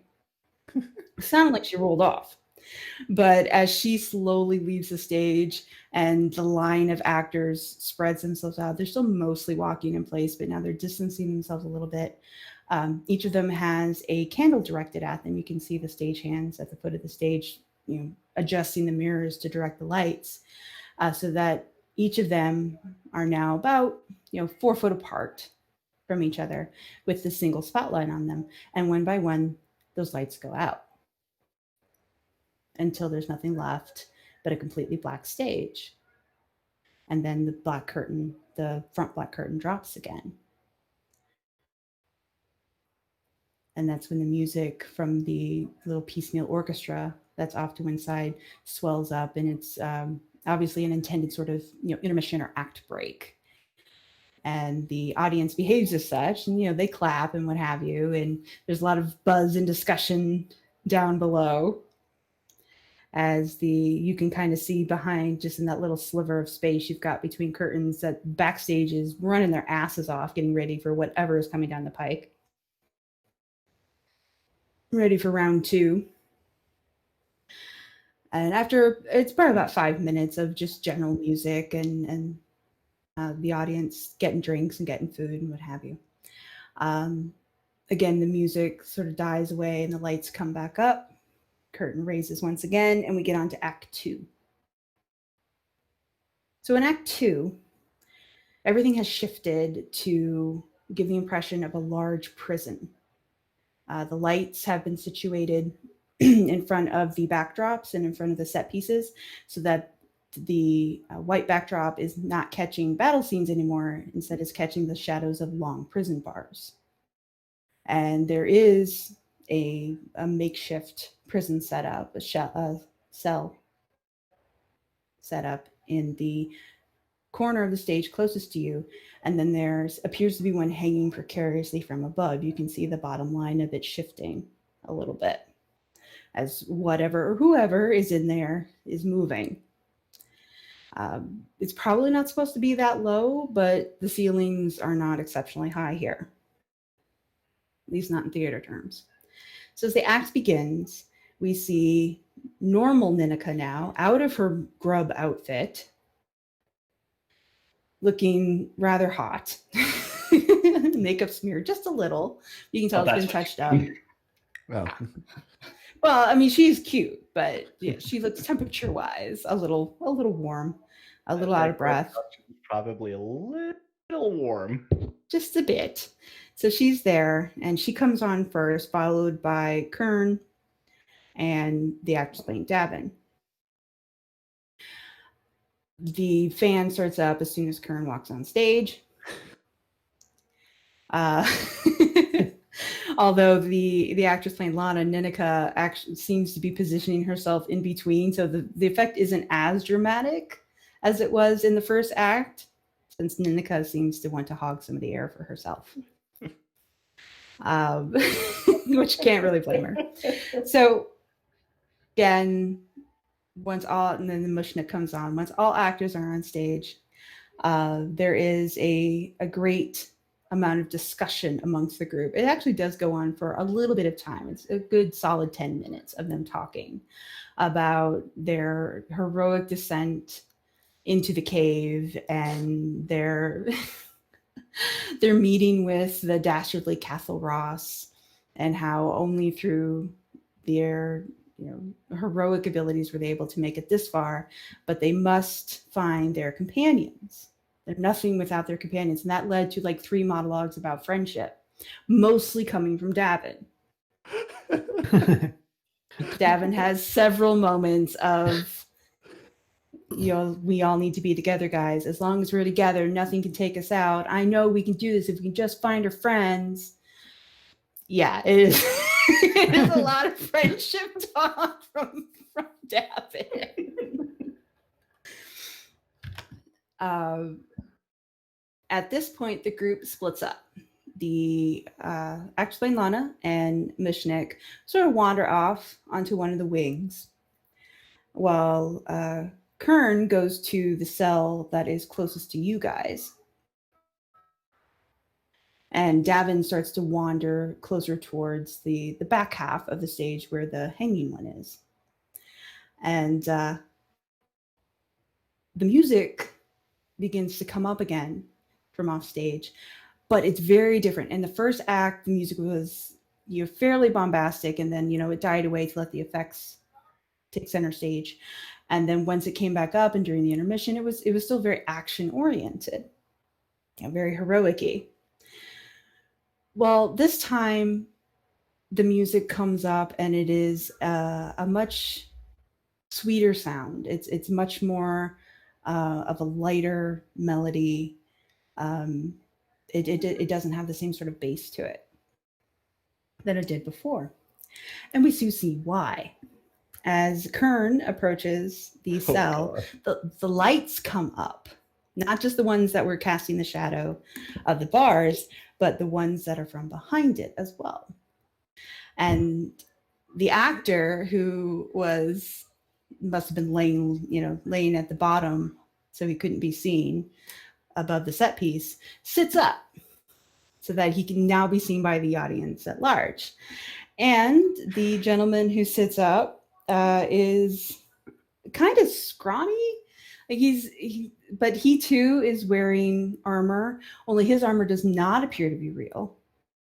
His armor seems to be manufactured or made out of just metal paint and probably leather, because I don't think he would have had the upper body strength to wear heavy metal armor. He's very, very thin, and his hair has been pulled out. It's probably shoulder length when it's by itself, but for his treatment, it has been dyed white, and I mean white, snow white, and sort of arranged in a Rick from Rick and Morty style. It's like straight out mad scientist hair. I don't know why, but I'm imagining that the moment he sits up, like a Seinfeld bass line plays.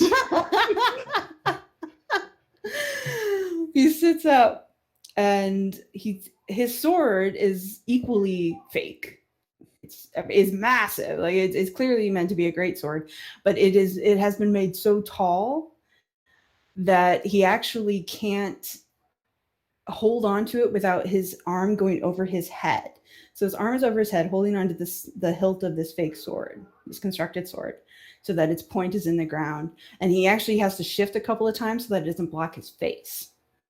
But once he finally gets himself situated, and the audience knows who Xylund is immediately. Like as soon as the actor sits up, the audience knows exactly who that is supposed to be.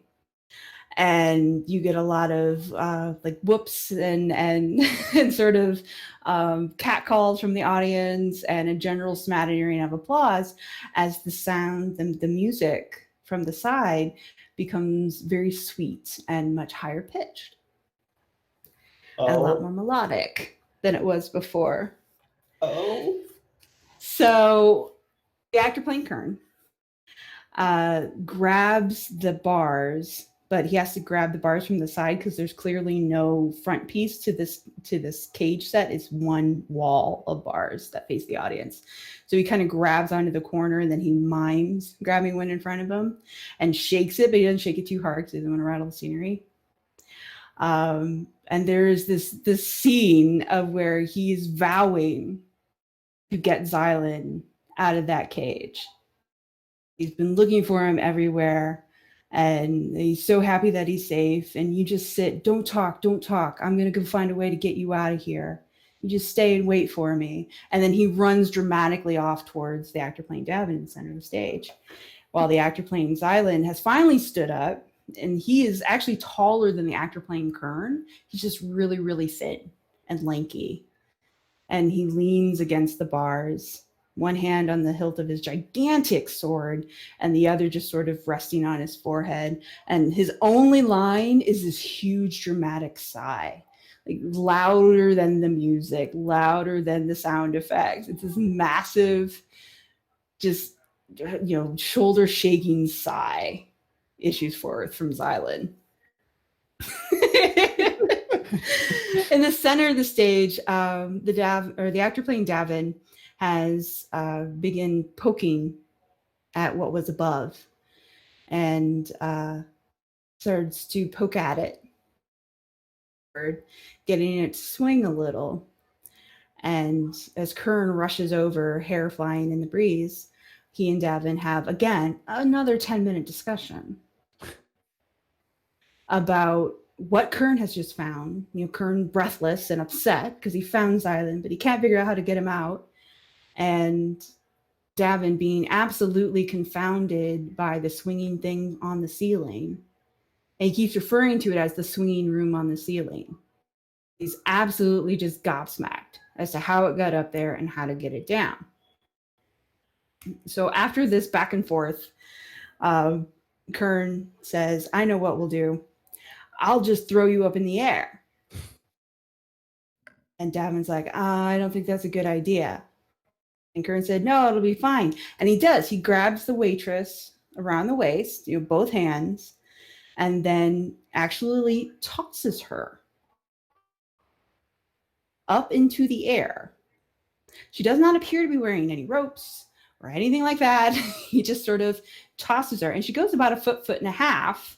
And you can hear her slam onto something like a piece of wood, as if she's grabbing onto something. And then there's the sound of boots scrabbling against wood. You can kind of see the heels kicking as she's pulled herself up beyond the curtain. And the room that is swinging begins to swing a little bit more under her weight. And a few minutes later, down comes this cage. Like full on, this piece of scenery is just going full force down onto the stage. And it hits, and this one is actually built completely. So there's a floor, there's a ceiling, and there's 4 walls. So when it hits, the 4 walls break in half. You can see where they're designed to do that. They break in half, but the top part is not breakable. So the 2 actors that are inside that cage have to catch it. It's the actress playing Davynn on top and slide it off behind them. And you can hear that actress hit the ground again. But inside the cage is Lily, we think. The actress playing Lily is not exactly the twin of the one playing Lana. The actress playing Lily is probably the same height as Kern in real life. She's very, very tall. She's still fairly slender, but she's super tall. And her outfit is entirely impractical. She too is wearing a full-length gown, very similar to what the actress who played Lana was wearing before she went back there. So she's got a full-length gown with full long sleeves. It appears to be made out of velvet or something else that's really super heavy. It's got a high collar. There's a lot of embellishment to it. There's this big lace collar and there's lace around the sleeves. And she's got this big heavy cloak. And she's carrying not one, but 2 packs, like messenger style packs, that appear to be stuffed with something. They're to the point where they're bulging and the upper lid is pushed up a little bit. So it looks like whatever she's carrying in both these bags, it is absolutely stuffed to the brim. So anew, as Davynn, the newly freed Lily, and Kern not only embrace and are happy to see each other and go on and on about how they can't believe they're in Cathal Ross and the amazing adventure they've had so far, but then it's Lily who recognizes that we don't have Lana. Where did she go? And then everyone has mock shock and horror because they've lost Lana. And then Kern remembers that Xylund's in the cage, as the actor who's playing Xylund heaves another sigh. And so it's a lot of dramatic back and forth about, well, what do we do? Where should we go? Do we follow Lana? Do we free Xylund? How do we free Xylund? We don't know what to do. And, and that continues for some time until Lily reaches into her bag, pulls out one handful of something, and hurls it in the general direction of Xylund's cage. I don't know what it was, but whatever it is was similar to the chromite powder that they used before. Because when it hit the floor, it set up a massive burst of smoke. This time it was colored smoke, it was purple smoke. And bright sparkles. Not as blinding necessarily, but still pretty sparkly, pretty amazing. And with that, the bars that Xylund had been leaning on fall forward, and he's free. So he walks over to center stage. He doesn't run. He walks steadily over. And he greets his newfound companions with a 3-sentence monologue about how dumb they were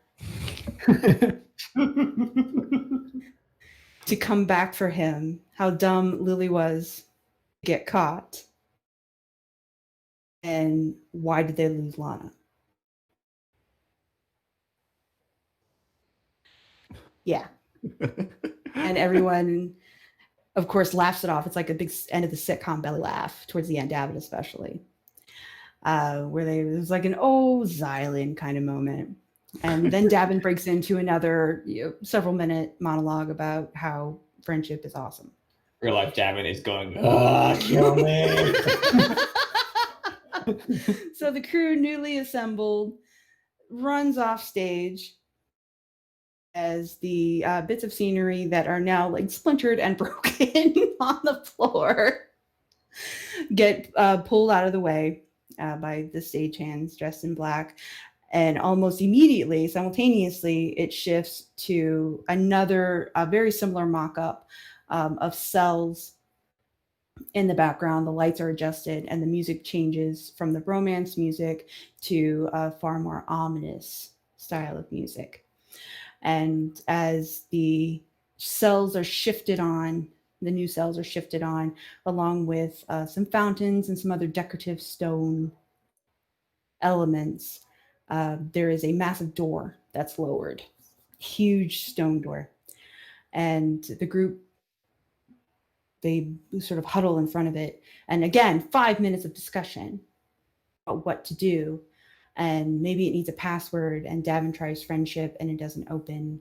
And Lily throws another wad of something from her pouch and it bursts purple and nothing happens. You can see the scorch mark on the actual scenery, but the door doesn't do anything.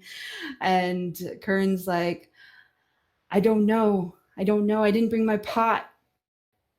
What? And that's his only line throughout this whole. He didn't bring his pot. It's the only line he has. Oh. And then it is Xylund who grabs his sword, or the hilt of a sword with both hands, yells something that I think Xylund's the only one who speaks Dwarven.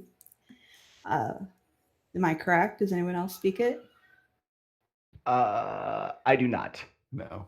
Okay. I speak damn near everything else, but I don't. I know, he speak does speak Dwarven. I think Zion's the only one who speaks Dwarven. So he grabs the hilt with both hands, and he does scream. It is actual Dwarvish that he says, but he doesn't actually say anything sensical. He actually says "socks of truth," but that's what he says. And with his mighty cry of "socks of truth," he kicks at the door, which of course does knock it open. It actually knocks it completely off of its hook so that it falls down flat. And then it's another one of those sliding transitions, except this time one of the things that is slid onto the stage is the actress playing Lana once again in her grub costume. As she is slid in the center of the stage and everyone sort of groups around her towards the back. The door has now been replaced with a backdrop of kind of stone reliefs, very stereotypically dwarven stone reliefs. And Lily is overcome with emotion at seeing her sister. And it's this big dramatic tearjerker moment. The music kicks in and it's all very third act. What shall we do? All hope is lost kind of thing as the group frets about what to do with poor transformed Lana, who seems now to be stuck forever in her mole form, as the actress in the costume wiggles back and forth dramatically. But just then, there is a sound, and it is an undescribable sound. It sounds like somebody took a peacock and is bashing it with a hammer. It is a terrible, terrible sound. You're not sure what made it, but it came from backstage. And that's when the actor playing Xylund states emphatically, and his voice is at least an octave higher than actual Xylund's. So it makes it even more funny when he yells out, "My sword is alerting us!" And at that moment, all the dwarven walls that were behind them, that entire section of scene, gets kicked downward, and popping up from behind are larger versions of the mole-esque, grubworm-esque costumes that Lana's been wearing throughout this whole thing. They're, easily 3 people across. There's 2 of them, one on either side. And then there's a very, very, very, very tall one, about the height of 2 people, one on each of their shoulders, that's been propped up. Except these actually have like big black eyes and like whiskers painted on them. They look like moles. They look like actual moles, kind of like from Mario, that have been popped out of the ground. And the battle then commences. What happens next is a frenetic battle. The orchestra is just going ape shit. They're playing fast and furious. There are the sounds of explosions going on off stage. There is it's not near constant, but every now and again you get a good, 15-second treat of that awful screaming sound that is Xylund's sword, as well as Xylund himself. The actor that's playing Xylund continually screaming out dwarven phrases. None of them make sense when translated. He is saying things like "mother of my lunch," or the clock of the day. Nothing he's saying makes absolute sense, but it sounds terrifying as he's screaming it in Dwarven, attacking these mole creatures. Kern, his hair forever blowing to the point where he had to hold on to it with one hand. He is also fighting the mole creatures. Lily, her first act is to grab a handful of whatever is in that bag, throw it down on Lana, and again create a bit of a smoke cloud that seems to be assisted from the footlights a little bit, giving the actress enough time to get out of her costume so that she too can join into the fight. And it is this bombastic, spell slinging. Lily keeps throwing shit at people and it's creating fire. Every now and again, Xylund will land a hit, or Davynn will land a hit, or Kern will land a physical hit on one of the mole creatures. And while it doesn't affect the costume at all, from behind the costume and also from above, there comes confetti and like wet stuff. It might be wet paper mache. I don't really know. You probably don't want to know either. But it's like wet, goopy stuff that gets thrown out. So it's thrown out from behind the mole creatures, or it's thrown out from above. And it's just making this gory mess out of the scene. And they fight like that. Davynn takes out a moment to give a slight monologue Okay, I called about it. how this wouldn't be possible if they had not all been together. They do have Mushnik in there, and Mushnik is doing they have a slightly odd sense of druids. He seems to be standing apart from the rest. He's not directly engaging with the mole people, but he too has spells. His spells, however, seem to be tangled like handfuls of moss and things that are attached to string, Spider-Man style. So he just throws it out and like he pulls it back in. He does it again over and over and over again. And every time he does, there's a little puff of smoke coming from off stage. So yeah, it's this huge, massive battle. And the crowd is loving it. The crowd is losing their shit. They absolutely adore this.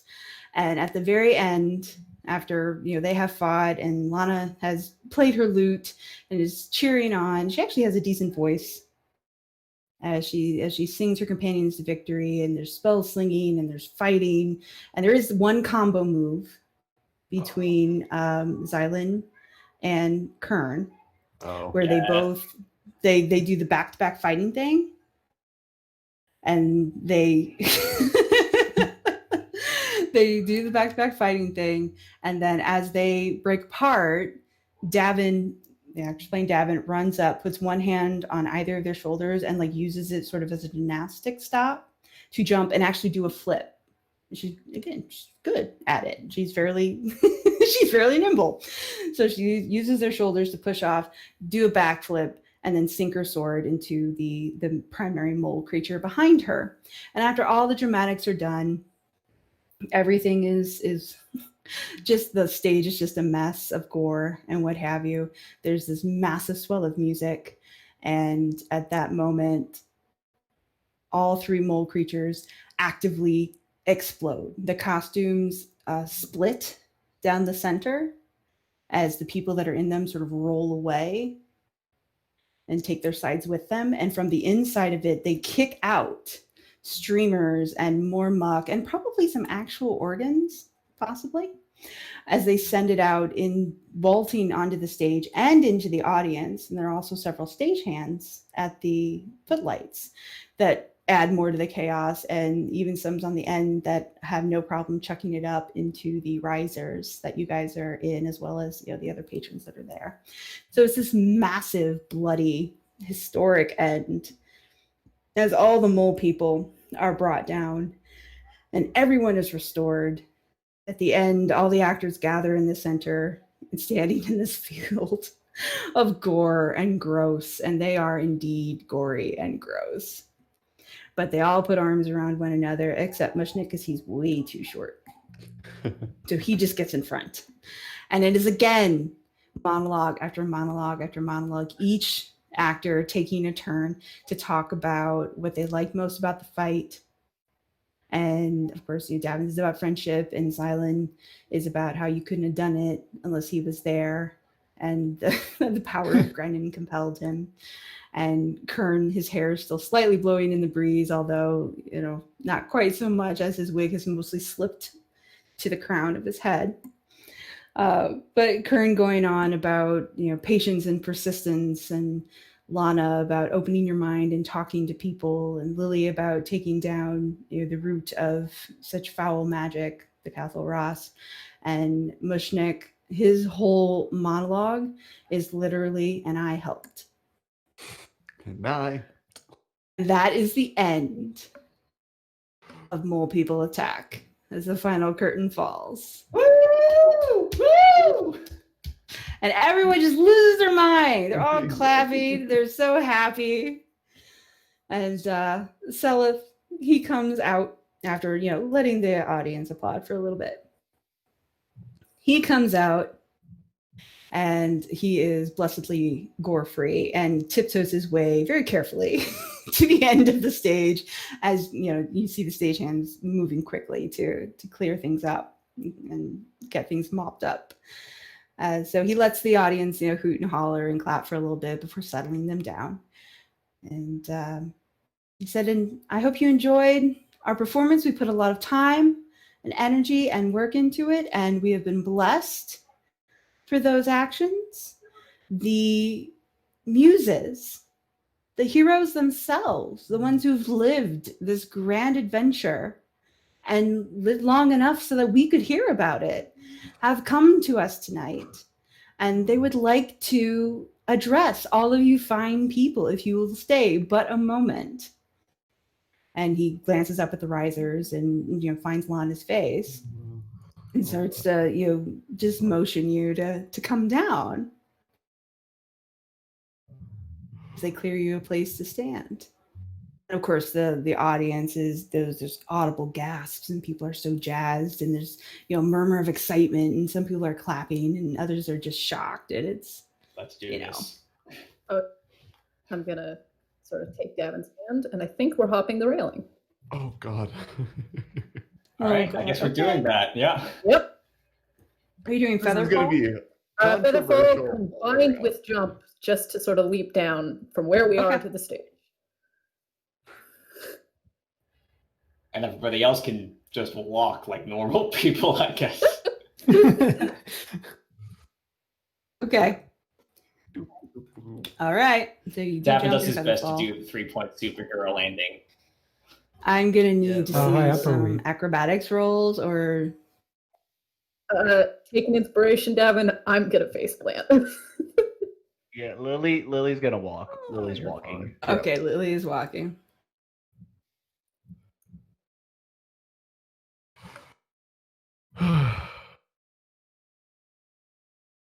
Okay. So as you walk down, Lana and Davin, you do your jump slash for the fall onto the stage below. Davin, you do slip a little bit. You're trying to be tricky, and you're good at that. But the stage is kind of slick, so you don't land as cool, maybe, but it's still pretty cool. Like you don't get injured or anything. It's just a little takes you a minute to get your feet under you as they hurry to clear the stage of the mess, which also stinks once you get down to the stage level. But again, when you are all sort of ushered onto the front of the stage, you want to grapple down? Okay. Yeah, so I'll wait till grapple everyone's down on the stage, and then I'll fire my grapple gun and swing down. God, you got he's plenty so of cool. points. You got plenty of points to hook onto, so that's not a Okay. problem. Do you want me to roll for grapple gun? Yes, I do. But You he's definitely so do. cool. Yeah. Oh, Yeah. okay. Oh yeah, you hook onto one of the mechanisms installed for the show and are able to slide down Batman style to the center of the stage. You do have to do an acrobatics check yourself. Oh no. Can it be athletics? Oh. Fuck. You're so cool. Wait, can I try to catch him? Yes. Can that be athletics? Oh, yeah, that would be athletics because you're trying to stop him from Completely erase Silent Fall and make it Perfect.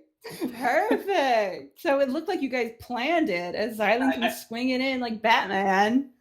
I feel like I You can accidentally save him from catch him falling in on like his a face. I think I actually Yeah. catch him in like a lift, and then there's like a couple spins to stop us with momentum before setting him down. And it just looks awesome. It looks like a battle move. It looks like Gaze planned it. It looks great. To It's further awesome. salvage the moment, I'll shout friendship. Meanwhile, Kern and Lily just kind of casually stroll on stage. No fancy entrance. So the crowd's losing their minds. They were thrilled when you guys were here, and then between the jump and now you got the grapple and the cool landing, like they're just out of their minds. And it's standing ovation, and they're just all about it. They think it's the best. You've got Self kind of standing off to one side, egging them on, getting them to cheer louder and clap harder before kind of, like trying to calm them down a little bit so that you guys can actually speak. And I will let you do that. Do you have something prepared about Nysali, or should I take this? I do have something, but you can do that. Go for your thing first. All right. I do. I did not actually have something written out, but I do have a description of something because I was not going to write music. Think Lana's going to bust out her lute, and she's going to frame what she sings as a sort of expression of gratitude to Nysali for welcoming them into the city. You know, start with a verse or two about the party's deeds and defending Greylog, blah, blah, blah. Then transition into an ode, just singing about her aid, how she held Tem at bay all on her own until the party could arrive, commending her bravery, her might, and close out with a particularly harsh verse describing the burning ruins the city would have been if not for her dedication. And just how thrilled they are to be welcomed back into the city once more. Yay! Oh no! Oh boy! No! Ooh. Bad Lana. Bad Lana. It took a while. I've been rolling a performance this entire campaign waiting for when that was going to happen. All right, with that, see you guys. I really have to go. Oh, okay. Yeah, Bye. See ya. Bye. Okay, see ya. I thought he meant he had to go, as in like he had a thing to say. Yeah, that's what I thought too. I think Come in and salvage it. Due to just the sheer descriptiveness, could she have advantage for that performance? I don't know. Yeah, the low roll. Like I understand that it's a critical failure, but most of again, you guys are famous. Most of these people are half off their ass anyway, and they just watched awesome stuff. So it's not gonna. It doesn't diminish the message in any way. It's just she'll know in her heart that she failed that role. That's about it. So All right. I guess as the applause dies down, I will step forward and take center stage and And the speech about friendship. I will shoot Lily a glance. I wanted to take this time to talk to you about something.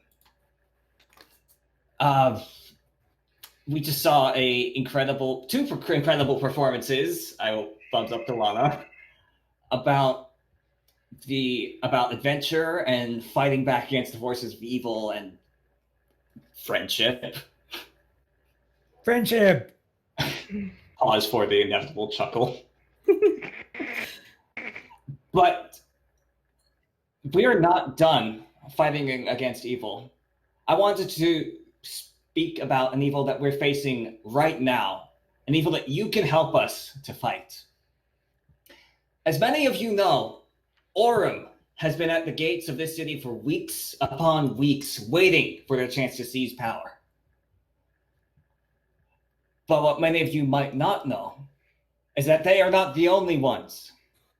As we speak, the churches of Rildis and Daralai are attempting to seize power from Nysali, to overthrow her.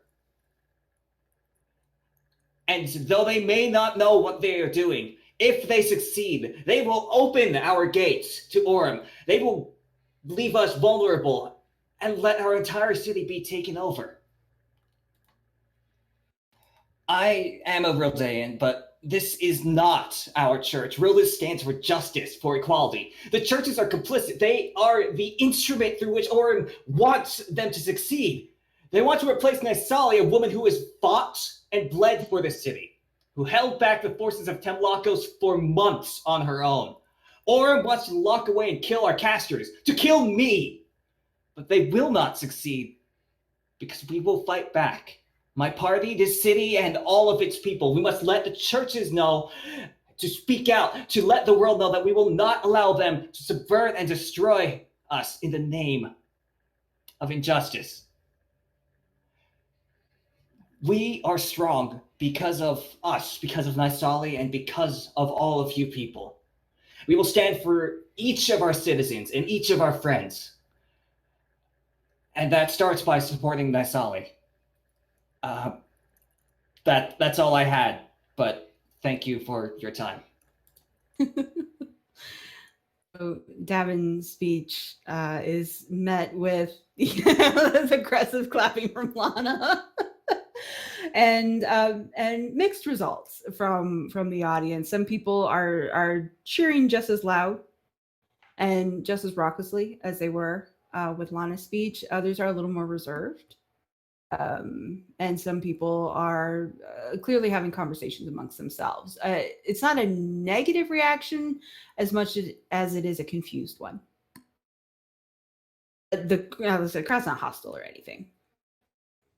I'll grab the nearest mug of beer I can find on the table and Okay.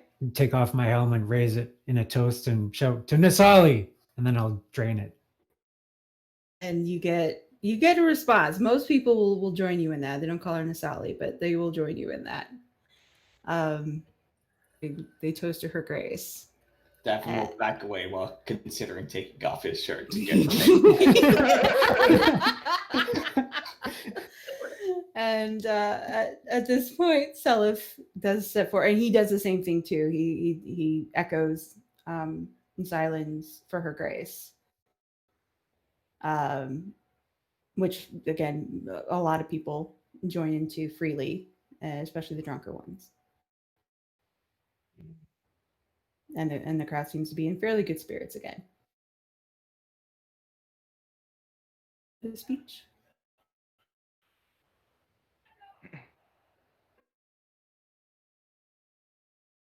Did you say something? Sorry. Oh, I asked if anyone else had a speech. I think we're. I'm going to glance over my shoulder to see if Davynn's going to take off his shirt or not. Okay. I'm just waiting. I'll just look at him uncomfortably, waiting. Okay, if you say so. Davynn will take off his shirt. Yes! And he will shoot off a controlled firebolt. Oh shit. Ooh. And crowd loses their mind. There's a lot. If there are dissenters in the audience, they are either too drunk to care, or just too quiet. They're drowned out by the overwhelming hooting and hollering. This crowd is well off its ass by now. Yeah, it's a raucous celebration of fire and Davin shirtlessness. It is a glorious way to end the evening. Okay, please take me away from here. I don't like being shirtless in front of people. It's just like my bad dreams. Horse time, we're out. Getting on a horse. Assuming this doorway large enough to fly out, yes. The door is technically closed, but you could you'd have to open the inn door, but you could fly out of it. We can fix that. Come on, Davin. All right, let's do this. As they do that, Lily's just gonna lean over to Xylund. Why is it that they're always leaving us behind on these grand escapes and entrances? That's a good question. Well, I think they're going off to hold hands. Gives him a dry look. Right. Holding hands. Yeah, the hold hands was in quotations. I don't think they're going to hold hands. I don't think Davin has the guts for anything else. Friendly wager? Sure. How much are we wagering? I only have 2 gold. Oh, just bragging rights. Cut to outside on the horse. Hey, Lauren, what the fuck? How about a drink? All right. When loser buys. Okay. Of course, this doesn't count if Lana initiates. Yeah, okay. How are we going to know who won, though? They're not going to tell.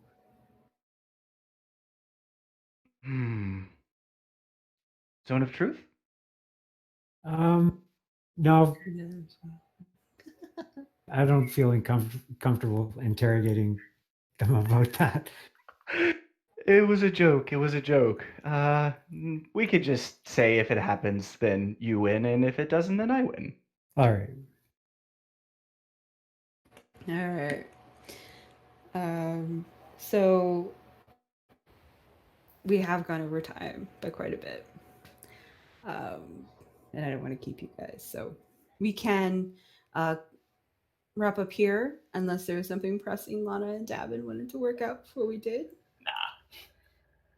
We can pick up here next time if you do, whichever you prefer.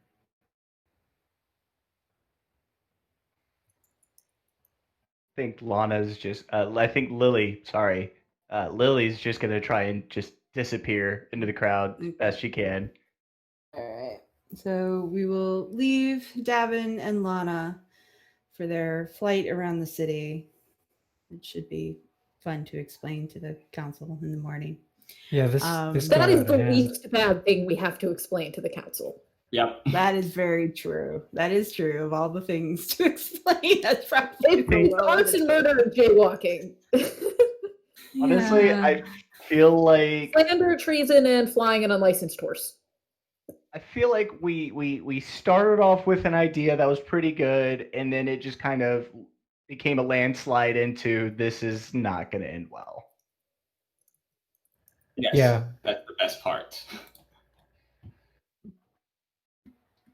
Yeah, I think we might have blown some of our cred with the powers that be in this.